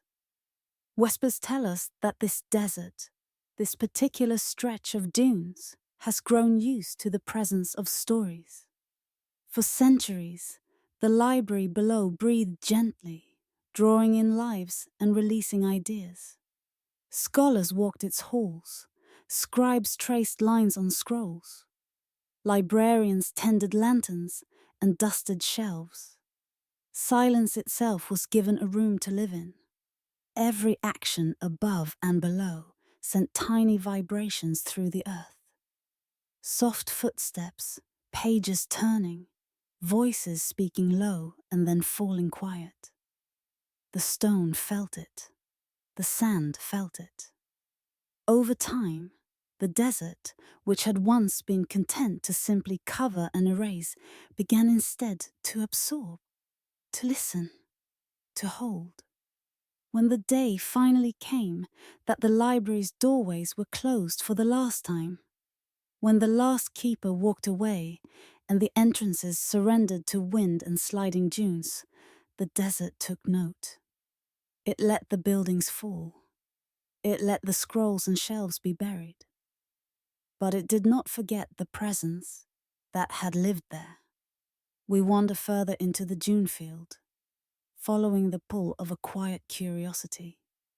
The moonlight silvers the sand, making every ridge look like the spine of a sleeping animal. The basin you stand in feels almost like a bowl, its edge a low rim against the sky. There is a stillness here that is not empty. If you close your eyes, you might imagine you can feel something beneath your feet. A kind of deep, patient awareness. Some believe the desert above the buried library has become a living presence, a slow, vast intelligence with no need for eyes or voice. It has spent centuries paying attention, watching how stories moved in and out of its hidden halls, feeling the heat of human bodies, the irregular music of human lives, enter its underground spaces and then depart. When the library went quiet, the desert did not. It began to keep vigil. Legends claim that on certain nights, when the sky is clear and the wind blows from a particular direction, the dunes hum, not loudly enough to frighten, never sharply enough to be mistaken for anything but a trick of the mind. A long, low vibration seems to slip from one ridge to another, traveling across the vastness like a sigh. It is said that this is the desert reciting fragments of what lies below. Not the exact words, not the precise histories or diagrams or names. Those belong to a world of ink. And ink does not last long here. No, the dunes hum with remembrance of tone, of emotion, of the shape of questions once asked under their watch. Perhaps the sound you hear, if you listen at the right hour, is the echo of awe from someone who first glimpsed the star Atlas, or the faint shiver of grief from a scholar reading a story of a city already lost in their own time, or the quiet satisfaction of a scribe who finished copying a text by lantern light and before extinguishing the flame looked up and thought, yes, this matters. The desert does not cling to sentences. It carries atmospheres. In the cool night air with dunes rising around you, you can almost feel them press gently against your skin. You move from basin to basin, cresting ridges and sliding down slopes, like walking across the pages of a book written in topography. In some hollows, the sand lies in small, tight ripples, like lines of tiny script. In others, it gathers into broad, sweeping arcs that seem to echo the spirals into the stone of the library's inner rooms. The chamber of the Atlas of Forgotten Suns lay on one side, its domed ceiling studded with flickers of reflective stone. The patterns above mirrored in the subtle wavelines of dunes above it. The hall of the shadow scribes, where grooves guided lantern light into fleeting words, perhaps now casts its influence upward, the dunes forming long shadows at certain moons, writing with darkness across their ridges. Even the chamber where silence was kept alive may have left its trace. Here, where the sand is perfectly smooth. No obvious pattern, no visible ripples. You find the softest quiet. The wind passes overhead in the barest whisper, as if unwilling to disturb this particular patch of memory. Beneath your feet, the library's room of preserved stillness rests like a held breath.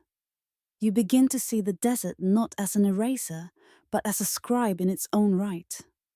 Its medium is not ink or stone, but movement. Every gust of wind is a gesture. Every drift is a stroke. Every grain that rolls from one place to another is a tiny, patient mark. Nothing here is fixed, and yet nothing is entirely lost. Stories become less about record and more about rhythm. It is said that when you walk a place enough times, your body remembers the path long after your mind has forgotten the details. Perhaps the desert, having felt the heartbeat of the library beneath for so long, now retraces that path in its own language.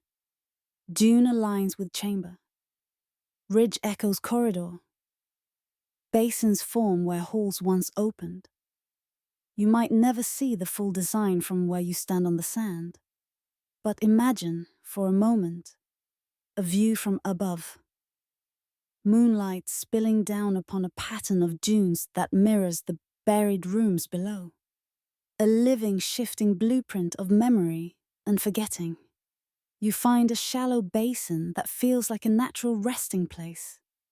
The sand here is soft, cool to the touch where the night's breath has lingered.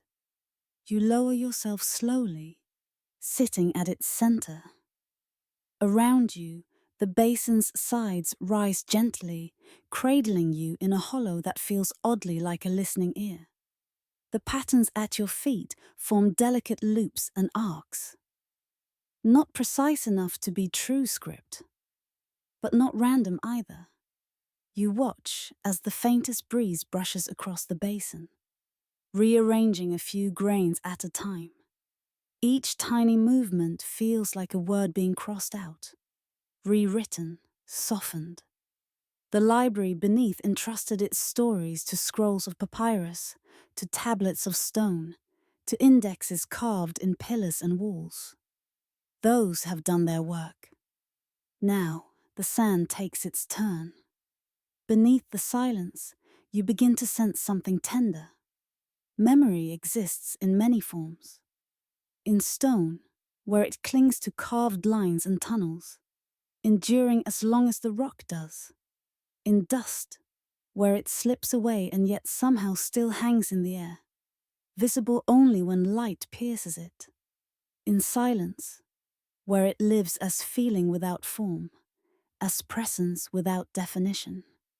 And even here, in the shifting sands of the desert, where it does not say, "This is what happened," but softly murmurs, "Something important passed this way."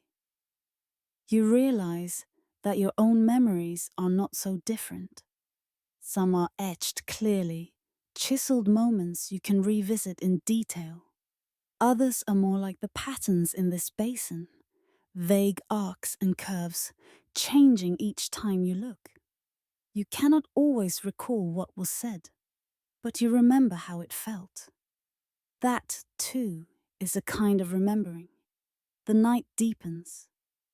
The stars above grow sharper, their cold light draping the dunes in gentle contrasts.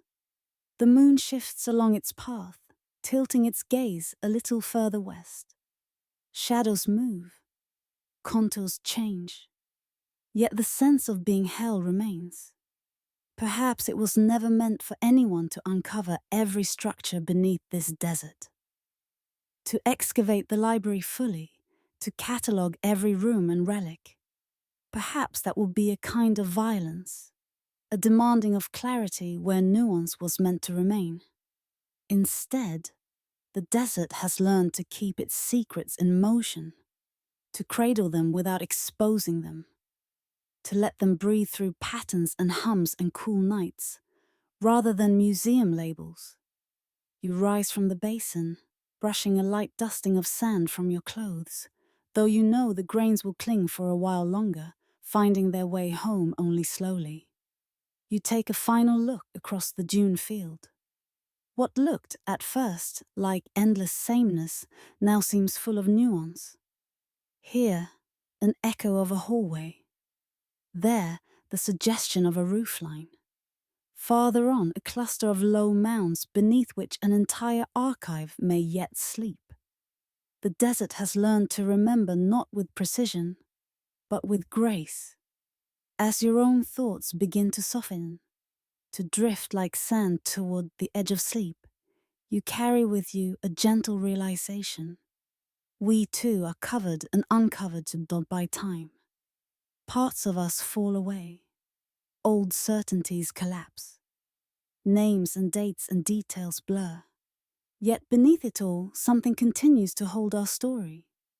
Not always in words, sometimes only in the quiet way we pause at certain songs, or in the way our chest tightens when we see a place that reminds us of somewhere else.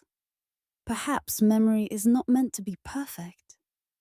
Perhaps it is meant to be like this desert, always shifting, always rewriting itself around a core that does not entirely vanish. Some voices only echo when we are willing to hear them in new forms.